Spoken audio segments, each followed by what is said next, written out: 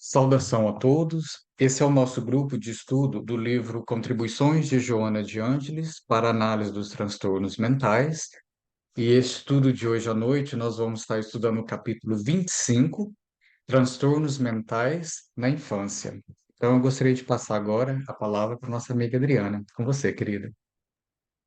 Então, boa noite a todos. É uma alegria muito grande estarmos juntos novamente para quase terminando, né, Fabrício, o nosso livro. É o capítulo, é o penúltimo capítulo, e ele é um capítulo interessante porque, assim como ele é o penúltimo e vai falar dos transtornos mentais na infância, se a gente olhar todos os outros capítulos, tudo que já foi falado até agora, os transtornos da personalidade histriônica, os capítulos anteriores, né? A paranoide, fobia, a questão da personalidade narcisista, dependente, todos os outros capítulos anteriores, né? Depressivo bipolar, as psicoses, transtornos ansiosos, transtornos do pânico, obsessivo compulsivo, tudo. Ele pode começar na infância e por isso que foi até meio complexo escrever esse capítulo, porque, de certa forma, já tinha sido trabalhado anteriormente. Então, eu fiz ele ampliado, né? Eu escrevi ele assim, dando também esse viés da Joana, mas ampliando com Kardec, se vocês olharem, né? Hermínio Miranda, outros autores que dão esse substrato para a gente falar dos transtornos na infância.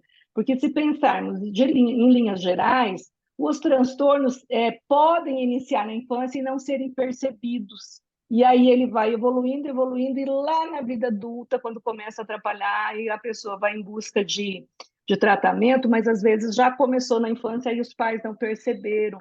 Principalmente na depressão, é muito comum os pais falarem assim: ah, ele é uma criança tímida, uma criança fechadinha, né? E não percebe que já está indo para um grau de patologia. Psicoses, por exemplo, né? Às vezes a criança começa com algum comportamento agressivo. Eu atendi uma criança há pouco tempo, de mais ou menos uns 8 anos, que a mãe achou uma coisinha estranha, caidinha, assim e pontudinha, uma bolinha. Daí a pouco ela achou outra bolinha com aquilo. Aí ela foi ver, eram os dedinhos do gato, né? Então ele cortou os dedinhos do gato, depois a patinha, depois, resumo, ele cortou o gato em pedacinho, picou em pedaços, né? E estava espalhado pela casa. Então isso, numa criança de 8 anos, já é um indício de uma psicose, e tem que ser tratado, e tem que ser olhado, né?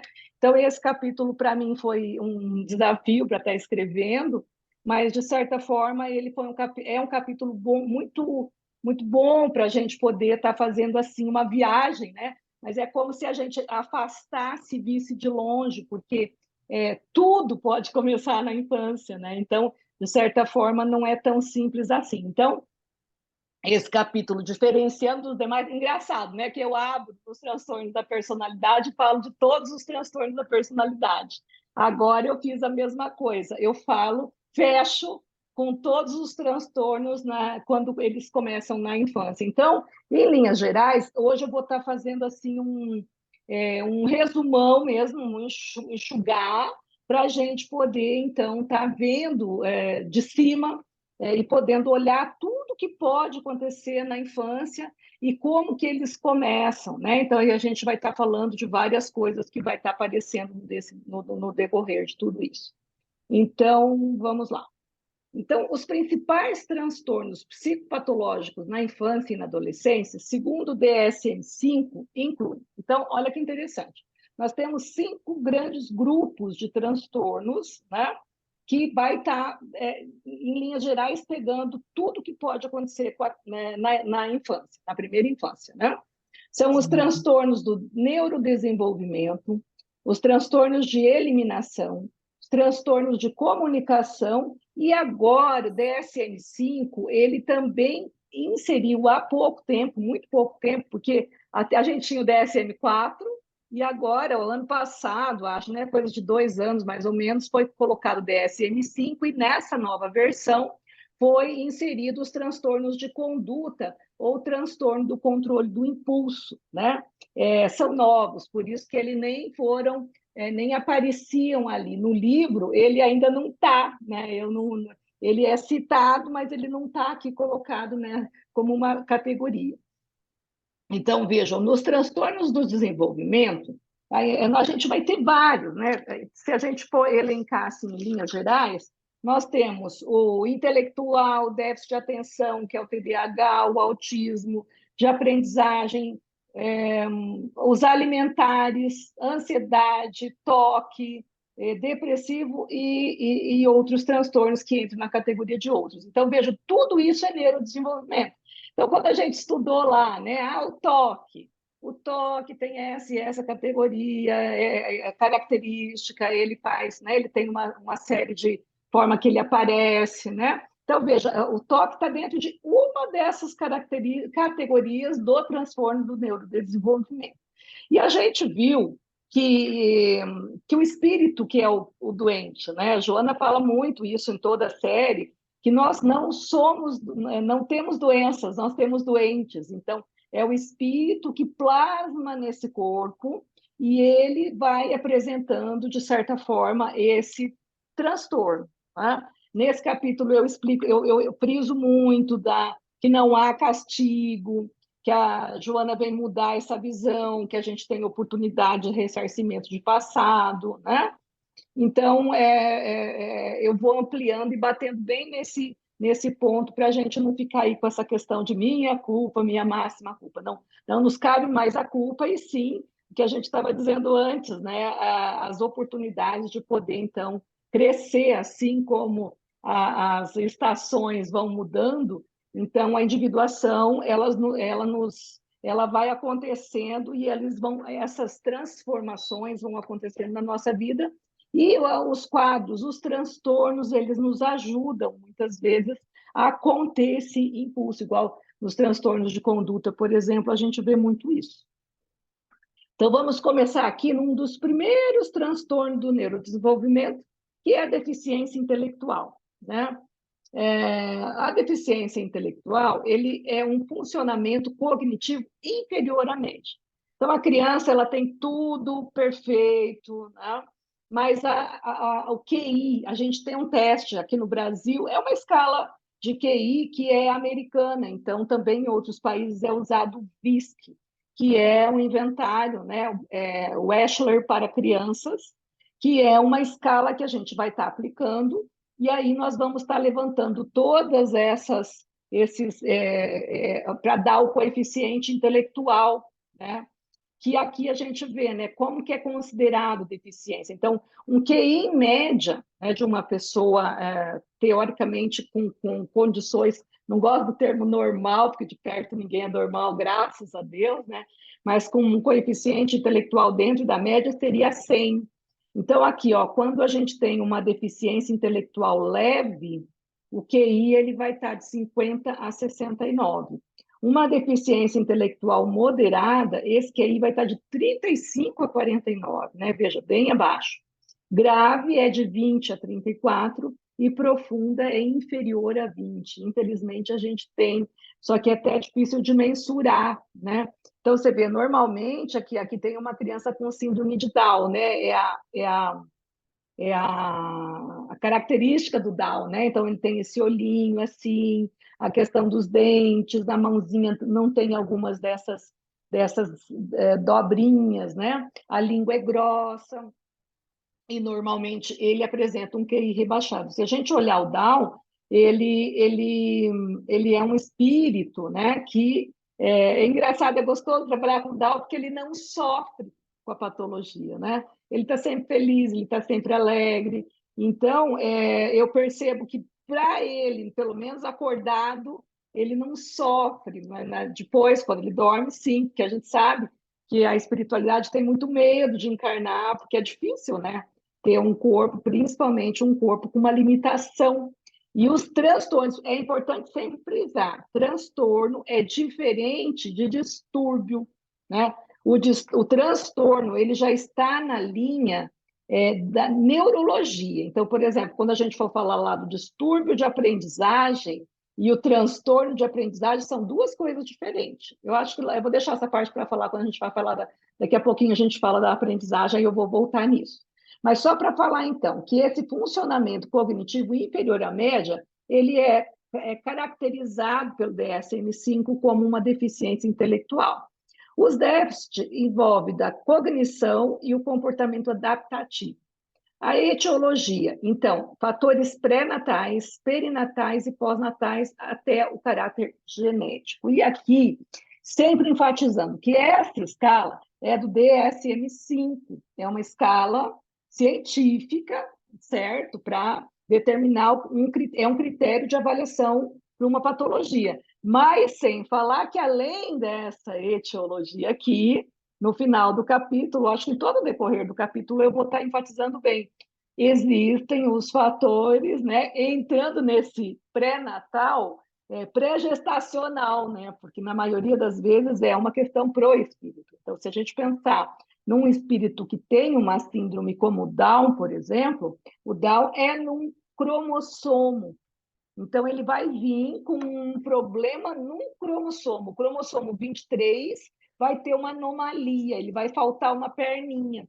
Como ele falta essa perninha, ele vai trazer uma série de caracteres diferentes, né, que não vão dar toda essas características diferenciadas ali do Down. Mas, então, é esse corpo que veio doente, né? Nossa, que triste, veja, por que eu vim justo nessa família, né? Aí o ser atribui à família, atribui uma série de coisas, mas não. O próprio perispírito traz a necessidade de desenvolver essa patologia, porque faz parte do aprendizado dele. A Tânia ergueu a mãozinha, fala, Tânia. Então, quer dizer que isso aí seria o erro, entre aspas, genético, não é isso? Exatamente. Quando nós temos aquela questão das aberrações cromossômicas, as mudanças cromossômicas, as alterações cromossômicas, todos esses erros, até no capítulo eu falo, né? O erro, né? Houve um erro genético. Quando tem um erro, não é erro, nada é acaso, né? É aí que Jung chama de sincronicidade. Sincronicamente, eu, com a minha carga, com a minha energia, ao meu corpo ele ser gerado, a própria energia do espírito faz com que ocorram estes erros, e é isso que a gente vai chamar, Tânia, de epigenética, porque assim, ó, a gente nasce com uma carga genética. E de acordo com essa teoria da epigenética, então, por exemplo, eu nasci com toda a carga genética para que eu pudesse ter um câncer. Só que eu só vou desenvolver esse câncer se quando eu ficar exposto ao sol, quando eu fumar, quando eu beber muito, ou seja, alguma coisa do meio vai lá e acorda esse gameta, esse cromossomo, enfim, essa célula aí, e eu posso desenvolver um câncer. Então, eu já tinha todo o código genético, mas estava dormindo. Então, o que é que faz acordar, né? Aí vem a epigenética e fala, aqui na minha região tem muita plantação, então há um veneno para soja, um veneno para trigo, né? Esses venenos, eles são muito... Na minha região tem muito caso de câncer, né? Então, o veneno, o pesticida, até mesmo o hormônio um hormônio de uma medicação, tudo isso é epigenético, ou seja, tudo isso são fatores do meio que chegam, entram em contato com os meus cromossomos e fazem com que essas doenças acordem. Então, esses erros, né, é o que o Jung chama de sincronicidade. Por sincronicidade, algo vai lá e acorda esse gene, vai desenvolver um transtorno, mas não é um algo, é uma necessidade desse espírito. Então, veja, vem no perispírito, né? Então, nós temos a nossa trilogia espírita, corpo, espírito e perispírito. Isso. Esse perispírito, ele traz toda a carga genética, tudo, a carga genética não, todas as informações do espírito. E quando o espírito, por exemplo, tem por exemplo, ele se suicidou com um tiro na cabeça, exemplo, tá? Ele se suicidou com um tiro na cabeça. Então, o perispírito registra essa informação. Houve uma encarnação onde fez essa lesão. e essa lesão fica arquivada no perispírito. Então, no momento que esse corpo, o novo corpo, está sendo formado, né? Então, essa informação vai juntamente ali com os gametas, tudo que está ali misturando, né? Cromossomo, gene, a divisão celular, que a gente viu, né, no livro do André Luiz, Missionários da Luz, que até o espermatozoide é um espermatozoide escolhido, né? Ou seja, pela atração da própria energia do espírito, é aquele que vai fecundar. Porque não tem explicação, veja, com tantos mil espermatozoides sadios, por que um doente fecundou? Por que ele chegou primeiro? Se você olhar, não tem lógica, né? Não tem uma explicação científica, né? Então, esse perispírito vai imprimir nessa matéria que está sendo formada essa marca que existe ali, uma cicatriz perispiritual de uma lesão de um tiro na cabeça. Então, ali lá na frente pode desenvolver um tumor nessa área, pode desenvolver já de início um transtorno aí é do neurodesenvolvimento. Ou essa criança vai ter, dependendo de onde passou a bala, né, do revólver, vamos supor que seja um tiro, na área da fala. Então, ela pode desenvolver problemas na fala, ela pode desenvolver. E o que é interessante da gente estudar, e a Joana coloca, a gente vai estar colocando hoje no nosso final ali, a gente vai estar colocando 3 grandes sentimentos que são tenebrosos para lesar o perispírito, para uma próxima encarnação, é raiva, culpa e medo. Então, quando, por exemplo, você vai encarnar e você guarda muita raiva de alguém, aquele espírito está muito endurecido de raiva, ou com muita culpa, ou com muito medo, isso aí já é algo que vai fazer, né, que pode fazer com que ocorra qualquer um desses transtornos, mas a maioria deles é do neurodesenvolvimento, que vai pegar na parte neurológica, né?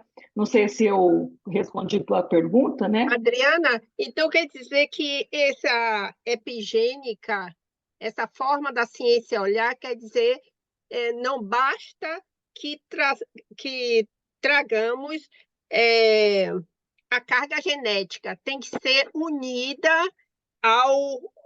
vamos dizer, o agente agressor tem que estar exposto, não é isso? Como você colocou. Para a epigenética é isso. Então, eu nasço com uma carga genética, mas eu preciso do meio para isso acordar. O meio, então, o sol, né? Eu preciso do sol, da luz, da toxina, da poluição de uma cidade grande. Tá, e esses fatores vão fazer com que essa genética acorde. Então, eu tenho uma propensão, mas está dormindo. Mas eu preciso do meio. Viu? Por isso que a nosso corpo, espírito, perispírito, é complicado, né?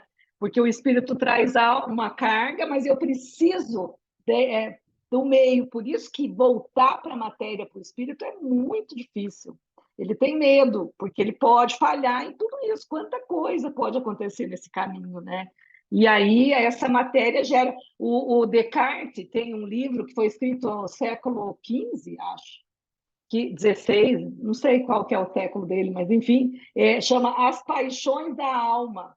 E é muito bonito que ele escreve pela filosofia o quanto que esse corpo desperta na alma paixões, né? Então, ele diferencia sentimento de paixão, pelo viés da filosofia.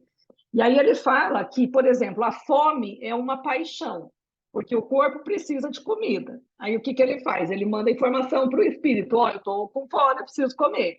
Aí, se é um espírito bom, ele vai trabalhar e vai conseguir comida honestamente. Se ele é perverso, ele sai roubando, mas ele, de alguma maneira, vai conseguir comida. Então, você percebe? A informação é a mesma, a paixão, a fome. Por quê? Por que é paixão? Porque é o corpo que precisa disso. Agora, quando é sentimento, quando é do espírito, então o espírito chega e desperta no corpo essa sensação. Então, aí é sentimento. Então, olha que linda a explicação pela filosofia, né? Então, vamos lá. Então, nós vimos a primeira deficiência, o primeiro transtorno, que é do desenvolvimento, que é intelectual. O segundo é o de déficit de atenção e hiperatividade. Aqui, também conhecido como distúrbio do déficit de atenção, ele pode vir só o déficit de atenção, ele pode vir com hiperatividade ou sem hiperatividade. Então, O transtorno é TDAH, que é transtorno de déficit de atenção e hiperatividade. Mas ele pode só ser TDA, é um T, não um D aqui, que eu errei na digitação. Que é distúrbio de déficit de atenção, ou antigamente era transtorno de déficit de atenção. Nesse primeiro caso aqui, não tem hiperatividade. É só aquela criança que tem dificuldade na atenção, tem atenção flutuante, né? Por exemplo, eu tenho atenção 4,5. Então, poderia ser distúrbio? Até poderia. Então, é isso que eu quero falar. Eu posso ter uma atenção rebaixada, mas não está considerado um transtorno ainda. Né? A causa é genética, torna-se perceptível na vida escolar e podemos encontrar o transtorno de déficit de atenção com predomínio de sintomas de desatenção, que aqui é sem hiperatividade. Eu posso encontrar o TDAH, que é o predomínio da hiperatividade e impulsividade sem a déficit de atenção. Eu posso ter só aquela criança inquieta, aquela criança que está sempre agitada, né? Ou esse TDAH é combinado. Então, além da hiperatividade ele não parar, ele também vai ter a questão da atenção. Uma coisa que me chama muito a atenção é que, por exemplo, uma vez eu estava ainda, quando eu estava na faculdade, eu fazia estágio de psicologia escolar, e eu estava na sala, sentado, porque eu sentava na sala para avaliar um aluno. Os alunos nunca sabiam quem que eu estava observando. Eu sentava e ficava observando o aluno X, mas toda a sala sabia que eu estava ali, sabia a minha função, mas eles nunca sabiam quem que eu estava observando. E esse menino específico que eu estava fazendo a avaliação para ter o diagnóstico de hiperatividade ou não, ele chegou para mim e falou assim: olha, a minha irmã vai dançar essa musiquinha na festa junina. Aí eu falei para ele: que musiquinha? Ele falou: é essa daí que está tocando. E não estava tocando nenhuma musiquinha. Aí eu pensei: meu Deus, será que esse menino está alucinando? Será que, além de tudo, tem alguma alucinação auditiva? Né? O que é que ele está ouvindo? Aí eu falei: canta para mim um pedacinho da música que eu quero estar ouvindo, né? Como que é a música. E aí ele cantou um pedacinho. Aí eu pensei, aí eu anotei, né? A criança relata estar ouvindo algo que não tem, enfim. Mesmo, mas olha como é que Deus é pai, né? Aí eu tive que buscar um documento na secretaria, enfim, eu saí. Quando eu abri a porta, lá fora estava tocando a música. Então, veja, eu não ouvia a música. E ele lá dentro estava ouvindo a música. Então, perceba que no transtorno de déficit de atenção pode ter esses sintomas. Então, a hiperaudição. A criança ouve tudo. Então, veja, um estímulo que está tão longe e a criança está ouvindo, imagina os estímulos que estão ali. Então, tudo estimula essa criança, né? Então, é muito difícil para a criança dar conta. Então, olha aqui o desenho, né? Ele tem papel na mão, lápis, carrinho, tudo na mão dele, porque realmente tudo é muito interessante, né? O celular, o papel, do papel ele já faz um aviãozinho e já joga. Então, realmente, quando ele é bem feito o diagnóstico, realmente a medicação é importante, né? Então, as mães têm muito medo. Eu vou dar Ritalina, não vou dar. Eu falo assim, se o diagnóstico for bem feito, é necessário dar. Porque aí a criança, e é doido, né? Porque a Ritalina, ela é um estimulante neuronal, né? Então, a criança já está 220. Aí você dá uma medicação que não é calmante, ela é estimulante, que ninguém entende por quê, né? Aí ele toma, aquilo vai, estimula, estimula, estimula, até que ele dá uma parada e a criança consegue prestar atenção. Então, se você for olhar em termos de efeito, né, como que é a dinâmica dessa medicação no corpo, cientificamente não se entende por que ele faz a criança parar e prestar atenção. Mas ele tem isso, né? Então, é importante, sim, a Ritalina é uma medicação que ele vai tomar o dia que vai para a escola, o dia que não vai, não precisa. Então, mas assim, não é sair por aí tomando Ritalina. Porque o que acontece, principalmente aqui no Brasil, né? Aqui no Brasil é uma tristeza, porque todo mundo faz concurso para trabalhar no Estado. Falam mal no Estado, mas todo mundo quer entrar, né, quer ser concursado. Enfim, Estado, federação, enfim, né, todos esses órgãos públicos. O que acontece? Muitos alunos que estão estudando para concurso, eu assisti lá, porque quando eu entrei na minha formação de analista, eu queria escrever um pouco melhor. Então, eu fui fazer um curso para técnicas de escrita. E era uma turma que estava estudando para concurso, mas eu só queria aquela disciplina, então eu fui lá e fazia. E aí a professora falou assim: olha, gente, tomem Ritalina. Ela dizendo: tomem Ritalina, porque realmente o cérebro vai ficar muito bom, você vai estudar, estudar, e aí você vai conseguir passar. Eu quase surtei, né? Eu tentei segurar, contei até 50, mas aí não aguentei e falei: olha, eu vou ter que falar, sinto muito, mas não vou conseguir ficar quieta. É o que você está dizendo, falei em voz alta, falei, é um crime, porque primeiro uma pessoa normal não pode tomar uma Ritalina, porque sim, vai ficar estimulado, você vai aprender tudo, né? Só que daqui a pouco você deprime, né? Então, por quê? Porque você não tem um transtorno de déficit de atenção. E se você vai tomar um estimulante que vai te gerar tudo isso, imagina que loucura. Fala, Gil. Então, obrigada pela oportunidade, porque a senhora me trouxe várias questões, né?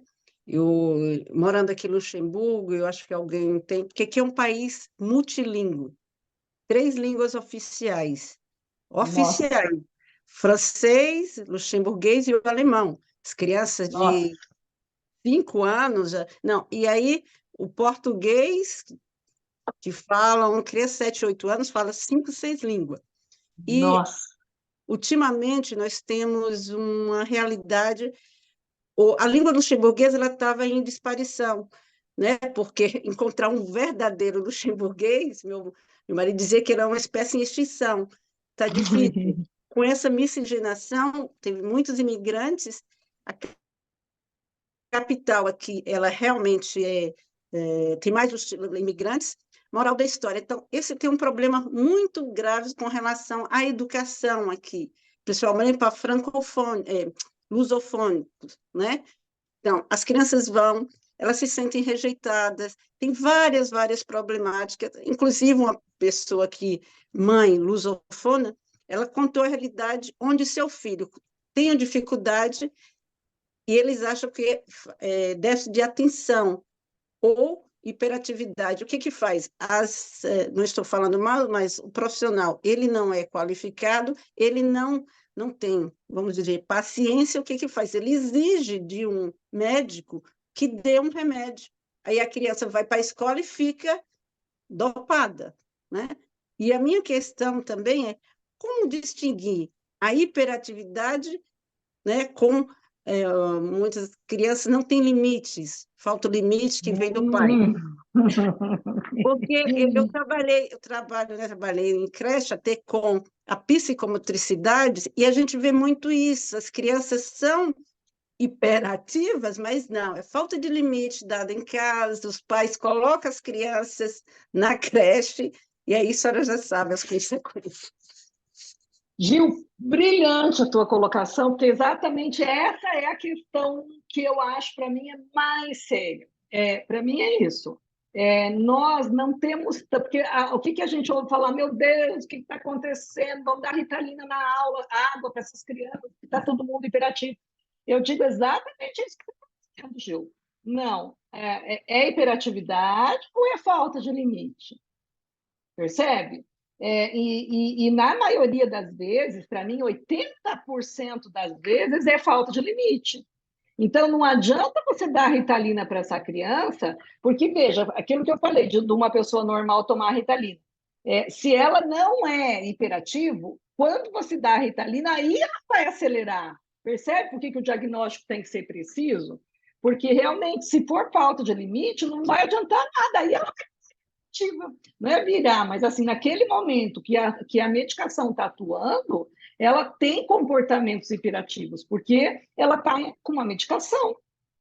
Então, o diagnóstico é algo muito importante. Isso que você falou, né? Criança com 5 anos ter que falar mais de um idioma, imagina como fica a cabeça. Se bem que para eles é bem mais fácil, né? Aprender vários idiomas. O meu começou a aprender com o segundo idioma com 4 anos, né? Então, assim, vai aprendendo junto 2, mas eu já acho que um terceiro já é muito, né? Então, assim, A questão também é difícil, são 3 línguas oficiais que eles vão para a escola, mas em casa ele fala francês com o pai e português com a mãe. Então, e quando chega na Olha, escola, olha que confusão. Quando chega na escola, não é a língua, nenhuma das línguas, nem a materna, nem a paterna, né? você sabe que isso acontece. Tem uma outra questão aqui no Brasil, que vem muitas pessoas de outros países e às vezes vem para a gente fazer a avaliação, para você avaliar isso, né? Se a criança tem hiperatividade, se a criança tem isso, e aí você vai fazer a avaliação e você descobre exatamente isso que você está dizendo. Ela às vezes vem de um outro país, onde ela falava um outro idioma, e agora ela chega no Brasil, tudo diferente, e ela não conseguiu entender ainda o idioma, percebe? Então, nem sempre é uma questão de um transtorno, porque se a gente olhar em termos de transtorno, a incidência não é tão grande quanto as pessoas falam, mas o que tem é uma falha no diagnóstico, sabe? Bem isso mesmo. Fala, Gabriele. Lógico que você ainda não falou sobre isso, mas só para eu não esquecer, a avaliação do transtorno não é só um dia, né? Você Não, tem que passar com a pessoa, né, um tempinho, né? Porque ah, já foi um caso próprio meu, uma amiga minha que é psiquiatra, que me conheceu durante a adolescência, ela falou, Gabriele, eu acho que você tem déficit de atenção. Eles aplicaram um questionário, que era uma coisa que eles estavam recrutando pessoas, e eu sou estatística, eu vou saber mais ou menos como enviesar o questionário deles, né? E eu acho que não é um approach legal. E para você conseguir fazer isso, tanto em criança quanto em adulto, você tem que passar um tempo, é como se fosse uma terapia, né? De você ver como que a pessoa se porta, dependendo dos várias questões, né? sim, e assim, ó, e vai depender também, Gabriele, da bateria que você usa. Olha, vai ter pelo menos 10 sessões para a gente aplicando vários testes. Você, assim que eu fazia, né? Agora eu não estou trabalhando mais com avaliação, mas quando eu fazia avaliação, você vai aplicar teste de atenção, teste de QI, vários testes, e aí você vai fazer avaliação clínica, você vai fazer avaliação da anamnese, e aí, depois de todo esse material, você encaminha para um neurologista. Então, aqui é a psicóloga e o neuro junto para dar um diagnóstico. Então, não é só uma sessão, não é só um instrumento, e são várias sessões, no mínimo 10 sessões, porque tem testes que Imagino. demora mais de uma sessão para aplicar, e não só a bateria de testes, mas também testes da psicologia, testes da neurologia, e também o neurologista também vai te ajudar nesse diagnóstico. E tem outra coisa, no caso aqui dos transtornos de aprendizagem, vai depender também da idade dessa criança, porque, por exemplo, aqui antigamente era terceiro ano, né? Terceira série. Agora, como mudou a nomenclatura, até o quinto ano, essa criança pode amadurecer neurologicamente, porque é neurológico o problema. Então, pode não ser um transtorno, pode ser uma imaturidade neurológica, que vai amadurecer no decorrer do desenvolvimento dela. Então, veja quantas informações, variáveis que a gente tem que olhar para dar um laudo, né? Não é assim, eu vou lá, falo uma vez e já recebo um laudo e saio tomando remédio, né? Não, Posso te fazer só uma outra pergunta? Ou não? sim. Quando a pessoa tem esse transtorno e o transtorno não chega a abalar, por exemplo, a vida profissional e talvez não tanto a pessoal, ainda assim vale a pena investigar ou não? Ou você não tem resposta? Sabe o que eu faço aqui no Brasil, Gabriele, quando a pessoa já é adulto e está numa profissão e já se virou bem, chegou até agora e está, né, tá bem, mas ela poderia melhorar um pouquinho? A gente tem aqui, dá para mandar manipular, chama Neuravena. Neuravena é natural, ela é extraída da aveia verde. A aveia verde, ela é um tipo de aveia, não é que a aveia está verde, foi colhida verde, não. É uma qualidade de aveia que ela tem um componente que ajuda a pessoa que tem essa coisa de uma hiperatividade na vida adulta, que não é tão grande para medicar, mas que ela não para, né? Então, ela tá fazendo mil coisas ao mesmo tempo. Então, a Ajuda também com neuravena déficit de ajuda. atenção ou só com hiperatividade? mais na hiperatividade. Na déficit de atenção também, porque aí ajuda a focar, né? Porque a déficit de atenção, assim, né? Tudo que se mexe, ele presta atenção. Mas o déficit de atenção, por exemplo, um caminhoneiro tem que ter uma atenção flutuante, né? Porque, veja, se ele tinha uma atenção concentrada, na primeira curva ele bate o caminhão, né? O caminhoneiro mesmo, o motorista, a profissão dele é trabalhar com trânsito, porque ele tem que ter uma atenção que ele veja tudo que se mexe. Então, a gente acha que um transtorno é ruim. Por exemplo, eu com o meu 4,5 de atenção, que o certo é 10, né? E eu tenho 4,5. Então, por exemplo, ó, dessa mão até essa mão, tudo que se mexer eu estou vendo. Então, aí, se eu estou fazendo uma avaliação que tem um casal, né? E de repente eu estou falando da criança, e eu estou olhando para a mãe, e aqui o pai que está desse lado, eu estou vendo o que ele está fazendo. Ele está se mexendo, mas eu não estou olhando para ele. Se eu falo de algo e ele começa a se irritar, a se mexer, eu estou vendo e ele não está percebendo o que eu estou vendo. Então, para a minha profissão, isso é maravilhoso, os meus 4,5 de atenção, né? Então, por isso que é legal o autoconhecimento, aí entra a Joana, o autoconhecimento é importante, para a gente entender que tem, sim, uma atenção flutuante, mas que eu posso usar isso a meu favor. Eu posso ter uma profissão em que esse detalhe seja importante, né? Claro, eu não vou ser um cirurgião plástico que eu preciso milimetricamente, né? Porque aí a pessoa não consegue ficar ali, né? Eu tinha crianças que eu avaliava, quando eu avaliava para o Estado, que vinha, andava 200 quilômetros e chegava para fazer avaliação de manhã, coitadinho, sem tomar café, sem nada, né? Aí eu levava escondido na bolsa umas bolachinhas, já ia na cozinha pedir para fazer chá, e aí dava o café para a criança, levava no banheiro, fazia comer bolachinha, aí eu ia fazendo a bateria de teste, mas a criança subia nas cortinas, imagina, uma criança do interior que não conhece ninguém, como é que chega numa cidade e assim, então isso já só isso já dá para ver, já é um distúrbio, né? Ela não consegue parar, né? Então, nem sempre o transtorno ele é ruim, ele pode ser usado numa profissão de forma maravilhosa, né? Aí o autismo, né? O autismo foi a única patologia no livro que eu falei mais. Por quê?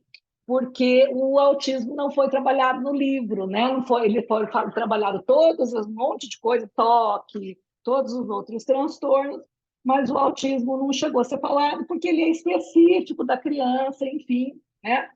Então, lá, quem tiver mais interesse, aprofundar nesse capítulo, o que é o autismo, né? Definido por déficit de comunicação e interação social, por padrões restritivos e repetitivos de comportamento, interesse e atividade, de alta complexidade e manifestações clínicas, cognitivas, emocionais e neurocomportamentais.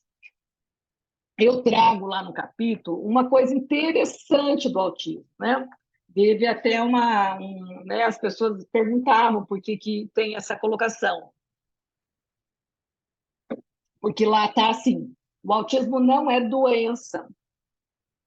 E aí, a pessoa, muita gente me questionou, fala, como não é doença? Tem uma lesão, é doença, né?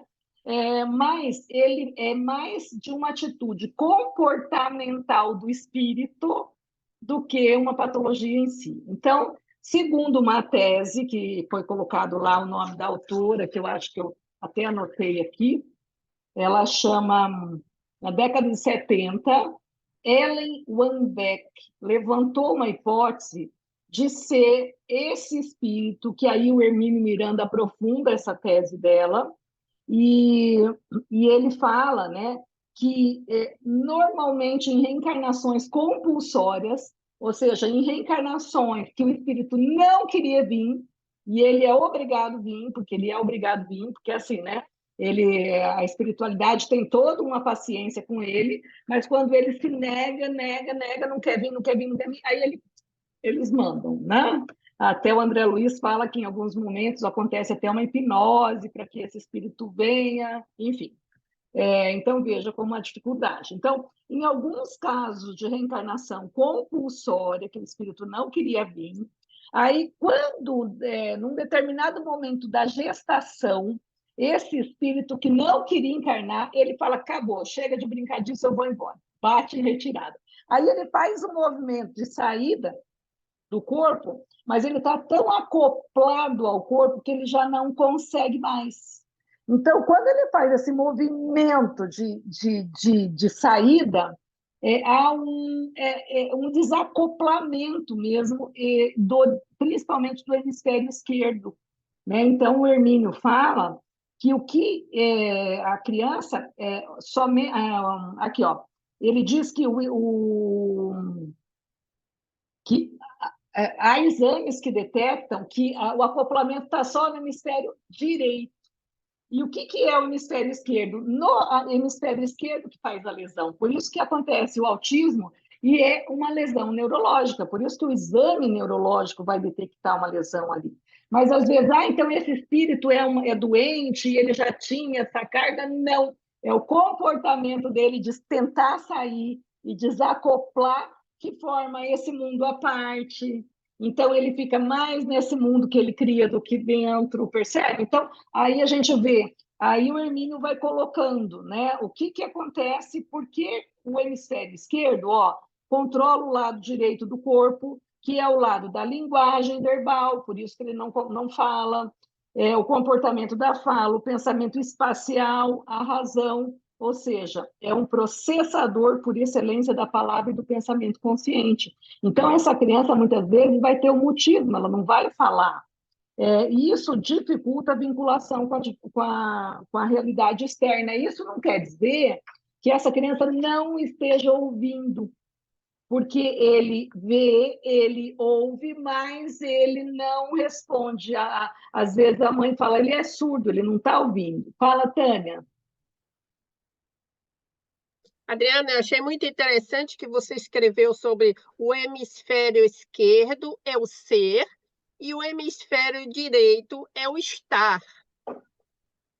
Isso. Achei muito interessante. Agora, a minha pergunta é, sendo assim que esse espírito, a opção do espírito, não é viver sozinho, como você colocou, como é que fica esse tratamento? Porque ele se desligou, né? Bloqueou mesmo. Como ele está vivendo um universo paralelo, como você escreveu. Escolheu viver sozinho. Como é esse tratamento? Aí precisa que ele seja, que despertem nele a vontade de, de fazer novamente essa conexão. Né? Não é assim, não? Só que assim, ó, isso tudo está tão inconsciente nele, Tânia, que ele já não consegue mais, sabe? Porque é o espírito que fez o desligamento. Quando ele está acordado aqui na Terra, quando ele está durante o dia, quando ele está em vigília, ele já não tem mais, ele não guarda isso. Então, assim, ó, quando ele está lúcido aqui, ele não tem consciência disso, porque isso foi um comportamento dele lá no momento da formação do corpo. E agora ele já esqueceu disso, né? Então, realmente, o problema é grande, porque o Hermínio Miranda fala isso, porque foi bloqueado a vontade dele. Ele não tem vontade de estar nesse mundo, então ele cria um universo paralelo. Tem um filme muito bonito, que é Jung, é o primeiro filme do Jung, você lembra, Fabrício? Jung, que fala daquela relação dele com a Sabina Spielrein.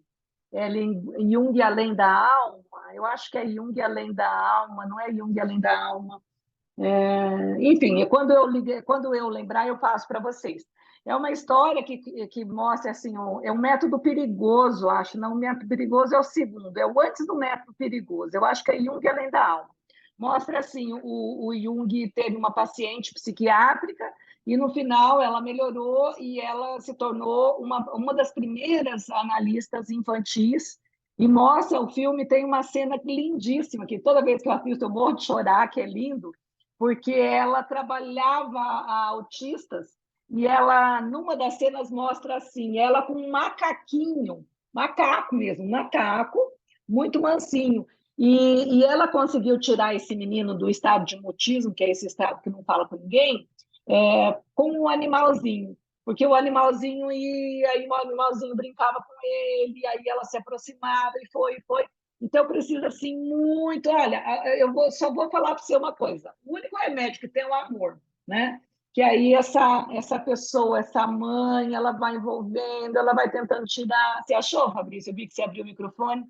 Então, eu procurei aqui no Google, aqui tem, será que é Questão do Coração ou Uh-uh. Jornada da Alma ou um método Jornada da Jornada da É a Alma? Jornada da Alma, que ele é o anterior ao Método Perigoso. Lá mostra o trabalho dela com a criança ela trabalhando com o macaquinho, né? Então, vocês estão me ouvindo?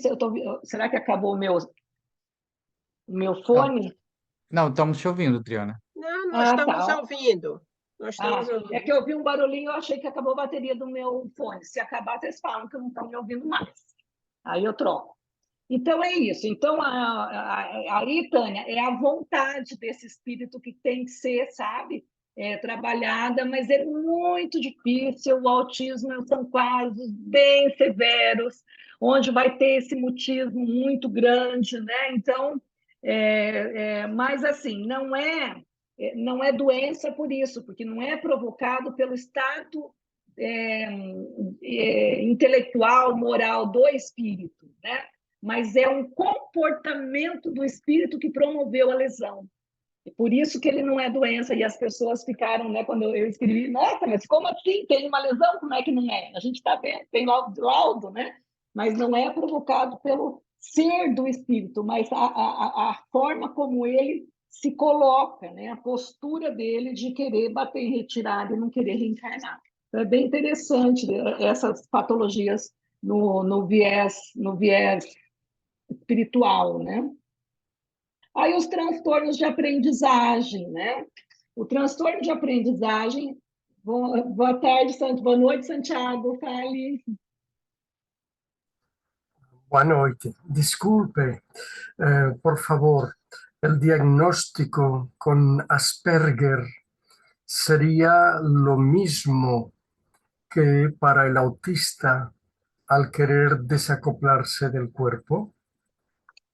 Porque esse transtorno, ele tem praticamente, muito parecido, tanto é que no diagnóstico é bem diferente, é bem difícil a gente diferenciar se quando é Asperger e quando é autismo, exatamente por isso, porque é só o número. Então, assim, no quadro tem que ter mais de 9 para ser o autismo, 9 características, o mutismo, o isolamento, nananana, e o Asperger já acaba tendo menos dessas características. Mas é a mesma forma diagnóstica e espiritualmente também. Só que eu acredito, agora eu estou acreditando, não tem nada escrito disso. Adriana, é o achismo meu. Eu acredito assim que ele não foi tão longe, né? Ele desacoplou só um pouquinho, né? Então ele fica no Asperger, que é o início de autismo, né? Um autismo mais leve. A gente chama aqui no Brasil de pautas autistas. Ele tem as pautas, ele não é completamente autista, ele tem só algumas características do autismo, né? Mas ele já, tanto é que o Asperger, né?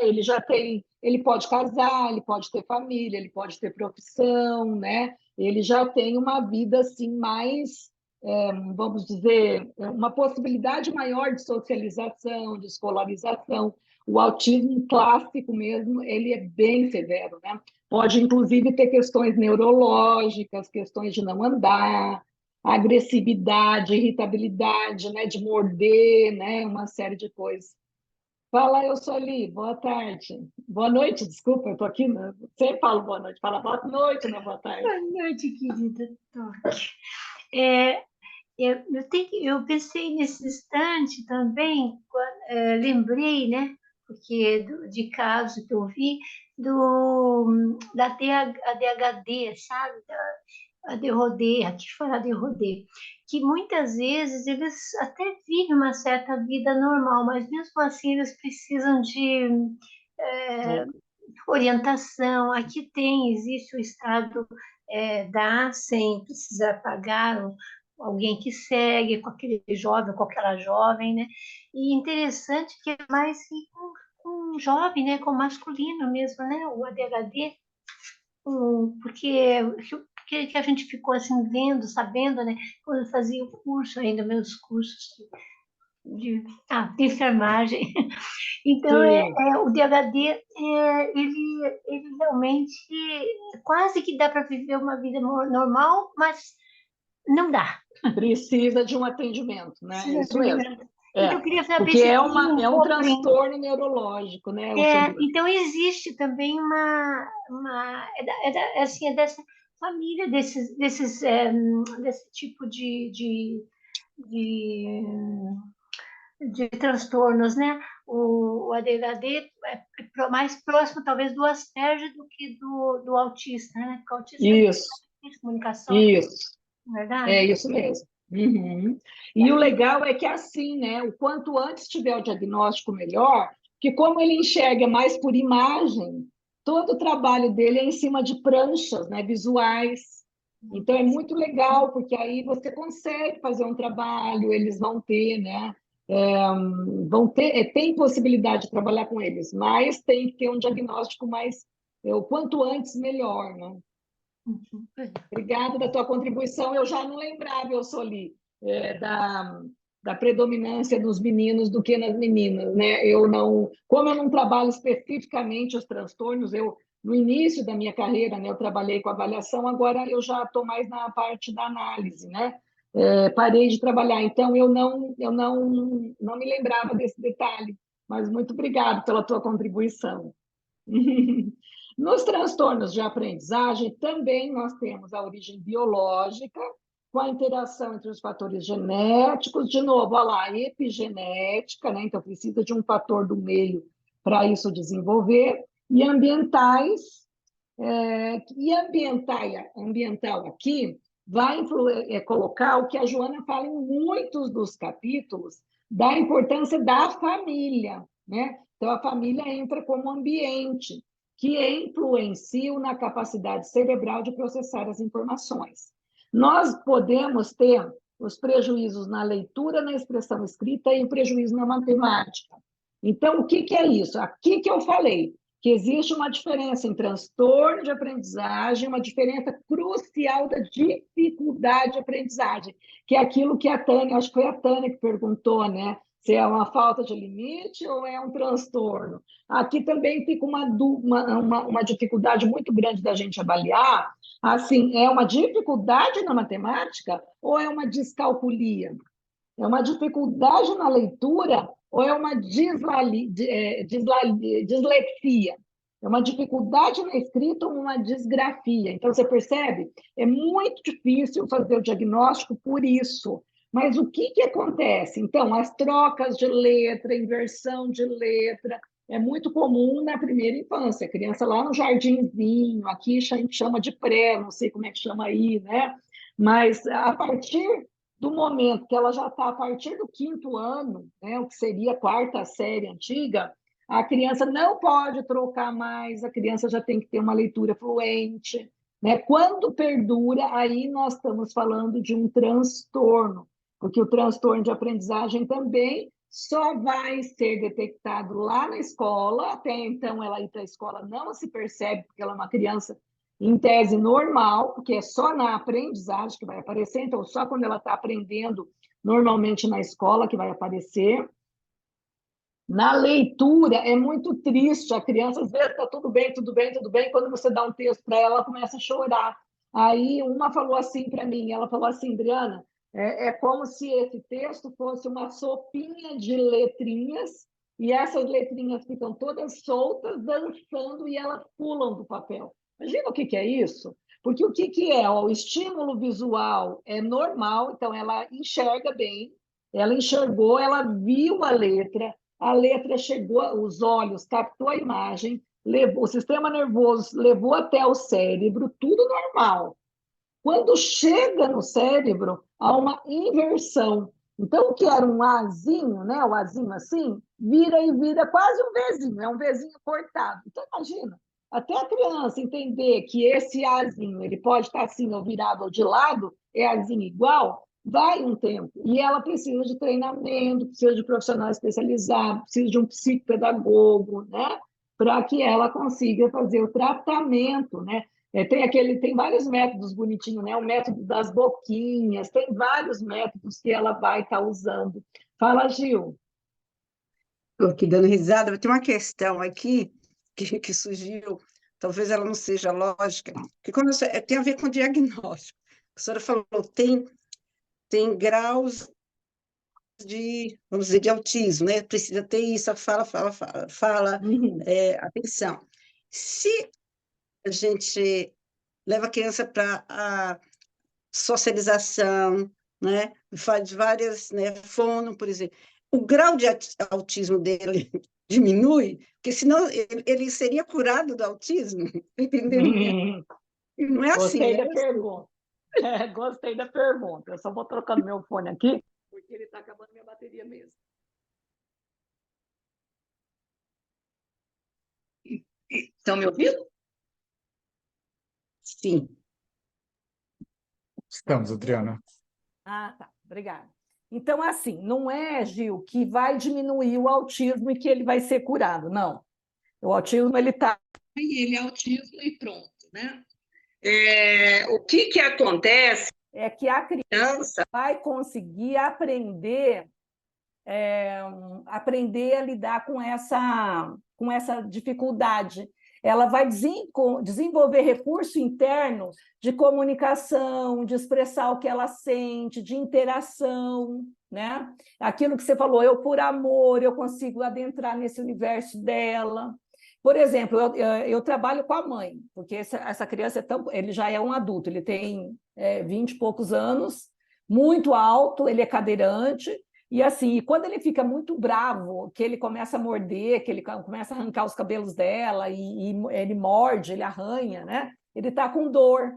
Então, você percebe? Então, o que acontece? Ele vai conseguir mostrar o que ele está tendo, porque ele não fala, né? Porque ele é um grau severíssimo, né, de autismo. Nos casos mais graves, menos grave, a criança já fala, mas o tratamento rápido vai fazer com que ele consiga, porque assim, o Hermínio Miranda fala, está até lá no livro, né? Que até 2 anos ela usa ainda os 2 hemisférios cerebrais, mesmo o autista. Então, se até 2 anos ele conseguir utilizar esse hemisfério esquerdo, ele vai conseguir já levar para a vida dele algumas coisas, né? Mas, infelizmente, o diagnóstico vai vir bem depois, né? Então, por isso que o quanto antes a psicologia, a psicopedagogia, o próprio neurologista vai conseguir fazer com que ele entenda mais as pessoas e vice-versa, né? Ele se comunica melhor, mas mudar o quadro dificilmente, né? Ele vai ficar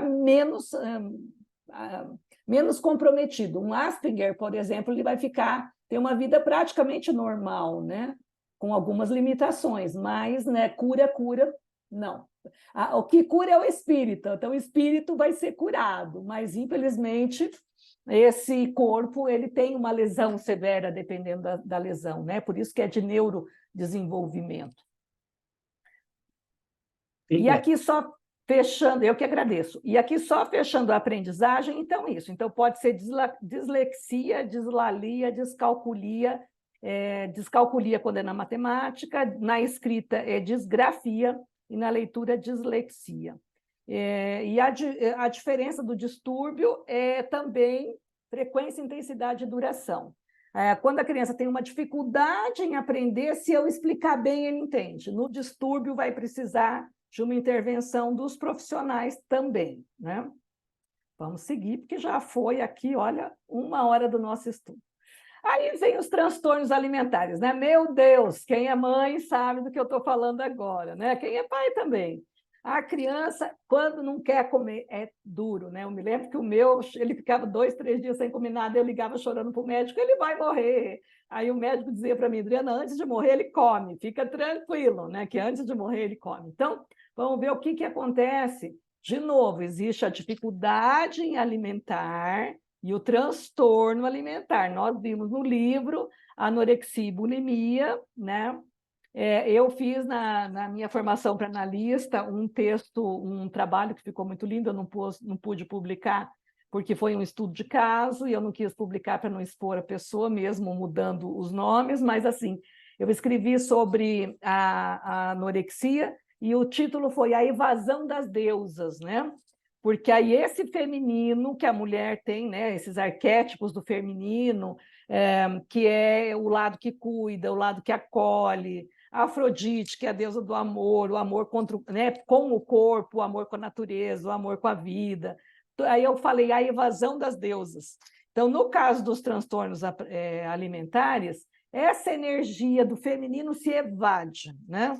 Então, ela não cuida de si, a pessoa, né? Porque aqui eu só li ao contrário. O índice nas mulheres é altíssimo, né? Então, de todos os quadros, é quase 80% a 90% nas mulheres, mas tem lá 5% em homens, mas é muito raro, né? Já vi um homem com anorexia, mas é bem mais difícil a gente encontrar. Mas a incidência é enorme nas mulheres.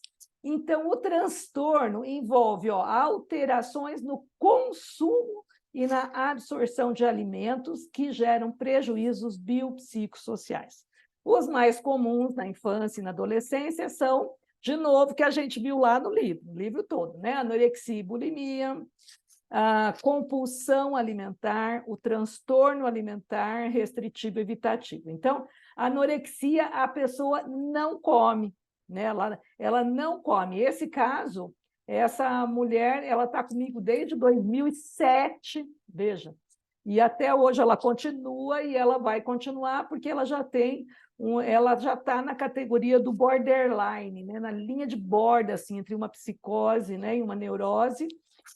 Então, realmente, ela tem fome, ela tem vontade de comer, mas ela não come, ela se priva. E um dia ela teve até vontade de comer, sabe o que ela fez? Jogou as panelas fora. A casa dela é uma única casa que não tem panela, né? Então, veja, para que ela não entre em contato com comida, ela faz toda uma negação alimentar, né? Bulimia, a pessoa come compulsivamente, e aí ela provoca vômito, né?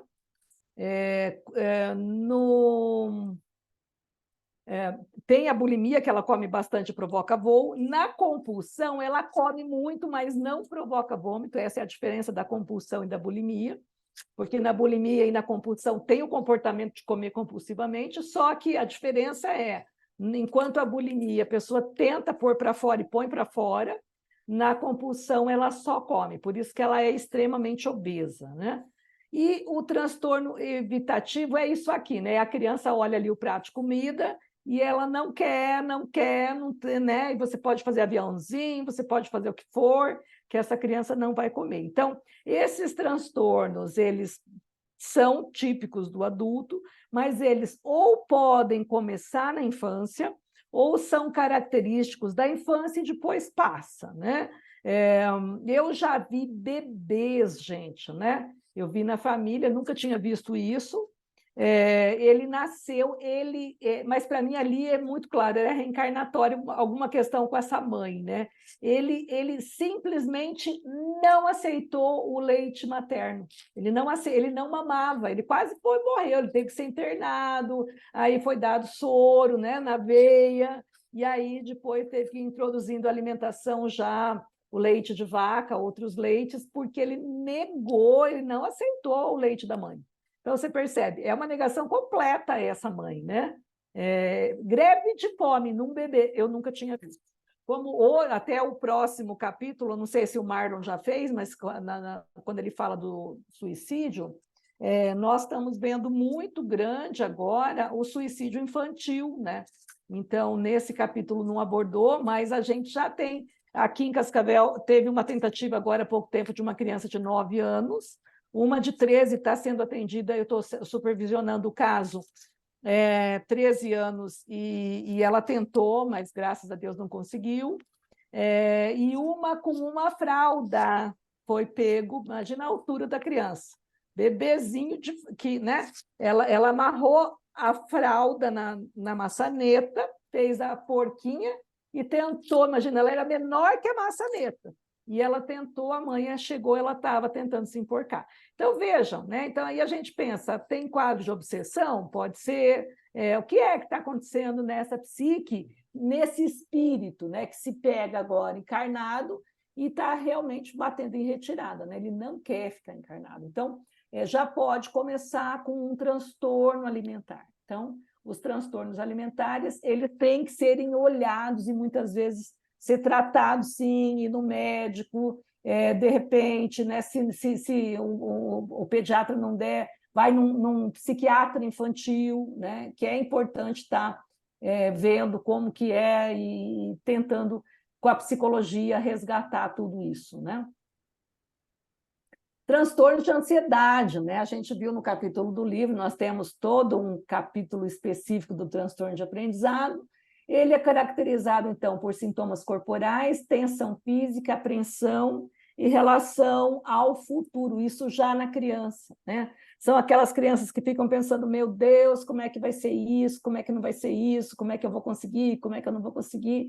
A tensão física, então, diante de uma prova, diante de uma apresentação de música, apresentação, enfim, feira de ciência, essas coisas, ele mostra, né, sintoma corporal, físico, enrijecimento dos membros, né?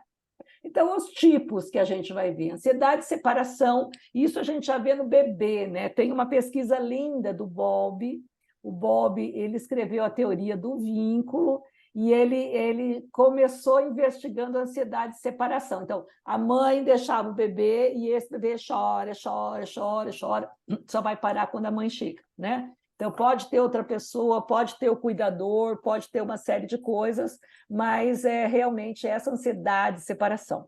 E aí a gente vai ver que esse comportamento de ansiedade, de separação, vai influenciar na forma como essa pessoa vai elaborar o luto na vida dela, né? Então, uma pessoa com dificuldade de separação, quando ele perde o namorado, perde o marido, perde alguém, perde um amigo, né?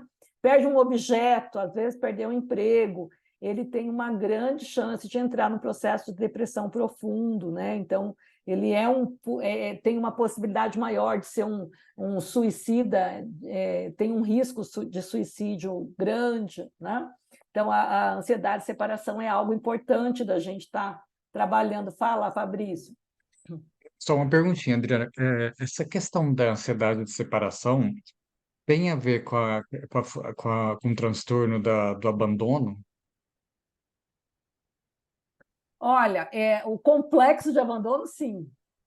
Mas aí a gente pensa, será que já é transtorno? Né? Pode ser só uma ansiedade mesmo de separação, né? Por que eu chamo de complexo de abandono? Né? Complexo é assim, todas as vivências que eu tive com esse tema, porque o arquétipo é abandono, o abandono, esse tema carregado de afeto é um arquétipo. Então, como eu vivo o abandono? Como eu abandono na minha vida? Eu fui uma criança que fui abandonada pelos pais, minha família bateu em retirada, me deu em adoção, ou eu fui abandonada na escola, minha mãe esqueceu lá, né? Então minha mãe não ia me buscar e eu me senti abandonada, ou aí eu comecei a namorar, o primeiro namorado me abandonou, o segundo também, o terceiro também, o quarto também, o quinto, enfim. Então, veja, toda essa história de abandono na minha vida vai formando o que eu chamo de complexo de abandono, né? Então, avaliar se isso sai da categoria da categoria de complexo e vai para um transtorno, isso, é um limite muito tênue, né? O que dá para diferenciar, Fabrício? Frequência, intensidade e duração.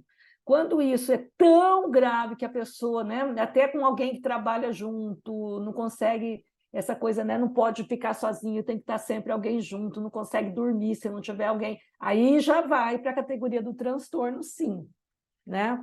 Então, veja como uma coisa está altamente relacionada com a outra e como realmente tudo começa na infância, né? Você vê quantas de nós já teve esse abandono na infância, da mãe esquecer na escola. Nossa, minha mãe vivia me esquecendo na escola, então quando começava a escurecer, eu já começava a ficar em pânico. Aí vinha a ansiedade, nossa, será que vai vir? Será que não vai vir? Será que eu vou para casa hoje? Claro que ela foi me buscar, mas meu pânico, né, de ficar, será que eu vou ter que dormir aqui? Coisa de criança, mas ficou, é um complexo, né? de abandono. Então, veja, começa na infância, e se isso começar a atrapalhar a vida da criança, é importante tratar um tratamento psicológico, trabalhar essas questões, né? É importante, sim, para não virar um transtorno lá na frente. A gente vê muito nas terapias da criança ferida essa abordagem, né? A questão É. da separação, a questão do abandono. E eu estou para falar para você, vou chutar alto, agora aqui quem está falando é a Adriana, que está chutando alto, que eu acho que 100% de nós temos essa questão do abandono. Por quê? Porque ela não começa nessa encarnação. Quantas encarnações nós já passamos que já fomos abandonados, né? Ou por um marido, por um namorado, por um amante, por uma, né? Ou, enfim, o pai deu em adoção. Então, quantas vivências nós passamos com esse tema? Então, quando o ser reencarna, fica no perispírito esse medo inconsciente, né? E aí a criança, por não saber o que ele já vai desenvolvendo essa tensão, né? Tensão É. de separação. Até mesmo, por exemplo, o processo do parto, ele é, de certa forma, um processo traumático, porque há ali uma separação, né? Há ali né, Um corte, né? Porque um você é corte. cortado, você é arrancado desse útero. Às vezes a fórceps, né? A criança não quis nem nascer, ele é arrancado a fórceps desse útero, percebe? Uhum. Como é uma separação. E isso vai reeditando, isso é tão grave que na questão dos lutos, então, morreu o cachorrinho, morreu o peixinho, morreu, né?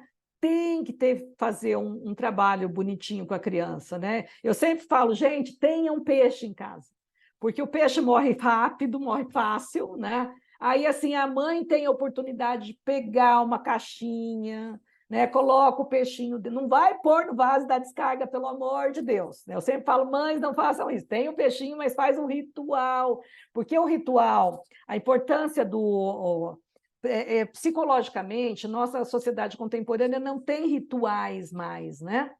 Por ela não ter rituais, a gente não consegue fazer essas separações. Então, a ansiedade de separação vem exatamente por causa disso. Há sempre cortes, né? Peixinho morre, mãe joga no vaso da descarga. Não, põe numa caixinha, fala, olha, o peixinho morreu, veja, ele não está se mexendo. O que é morte? Ele morreu, né? Aí põe na caixinha, vamos aqui, vamos fazer, né? Levar ele para enterrar, vai nem que seja no jardim, vai onde tem um pedacinho de terra, faz um buraquinho, põe. Vamos lá fazer uma cruzinha. Por que isso? Quando a criança vai gastar energia, né, para fazer uma cruzinha, para enterrar o peixinho, ela já vai tendo recurso interno para lidar lá na frente com outras separações. Então, eu sempre falo para as mães, fazem o ritual de enterro do peixinho. É muito legal. E você está trabalhando a ansiedade de separação dessa criança, né? Por quê? Porque o peixinho está lá, o corpinho dele está ali, mas o espírito dele não fica ali. Então, você pode fazer todo esse trabalho com a criança de trabalhar a morte. Aqui tem lá em São Paulo, eu fiz vários cursos lá. Chama LELU, seria um núcleo de apoio ao luto, né? E, então, tem assim, grupos para crianças, para adolescentes, trabalho com criança, trabalho com adolescente, trabalho com grupo. Até quando eu fui, na primeira vez eu estava na faculdade ainda, e foi quando caiu as Torres Gêmeas, né? Nossa, faz pouco tempo, né, que eu estou aí, mas né, não é, faz pouco tempo que caíram as Torres Gêmeas, né? Não é que eu sou velha, não. Então, assim, e essa professora de São Paulo, ela era orientanda de uma pessoa lá de Londres, o Parks. O Parks, ele é um estudioso de luto aí de Londres, maravilhoso. Não sei se ele está vivo, eu acho que ele está vivo ainda, porque ele era orientador, mas ele estava velhinho. Não fiquei sabendo se ele morreu ou não, eu acho que ele está vivo ainda. E ele fazia aí de Londres, ele fretava avião e pegava os familiares das pessoas que tinham morrido nas Torres Gêmeas e levava lá para ver o local onde, em tese, eles morreram, porque não tinha corpo para enterrar, né? Então, o fato de você não ter um corpo, ele é um fator para te dar um luto complicado, né? Um luto que tenha outros fatores ali. Mas tudo isso vem em cima dessa ansiedade de separação, percebe? Então, e aí eu falei do Lelu, porque eles escreveram um livrinho que é O Dia que o Passarinho Não Cantou. É uma historinha, um livrinho de historinha, que a criança vai trabalhar a história o dia que o passarinho dela morre. E aí, né, eles orientam os pais que é importante falar em morte. Não você vai criar uma coisa mórbida sobre morte, mas, né, aproveitar esses momentos da natureza, onde por acaso morre um bichinho, que aí a criança vai ver o que aconteceu e você vai poder explicar o que é a morte. Ok, que morte é um arquétipo que nem a gente entende, né? Mas você pode até falar, nossa, a gente realmente não sabe o que acontece, né? No sentido, dói muito, tal, mas o corpinho está aqui, você pode vir visitar o corpinho, mas você sabe que ele está vivo e você pode acessar em pensamento, né? Fala, Soli. Nós não estamos te ouvindo. Agora está. Agora, exato. Eu estava pensando que aqui no transtorno de ansiedade, a relação com a fobia, tem diversos tipos de fobia, né? Com a fobia, agorafobia, um monte. E o que viria, o que seria porque a ansiedade, ele é um transtorno, mas ele é, de uma certa forma, mais natural, como está dizendo, que está dizendo as fobias, né? Essas fobias que são mais específicas, elas são já de caráter, já é mais sério do que a ansiedade, ou a ansiedade vem antes da fobia. Eu queria saber a relação, porque existe aí uma relação, né?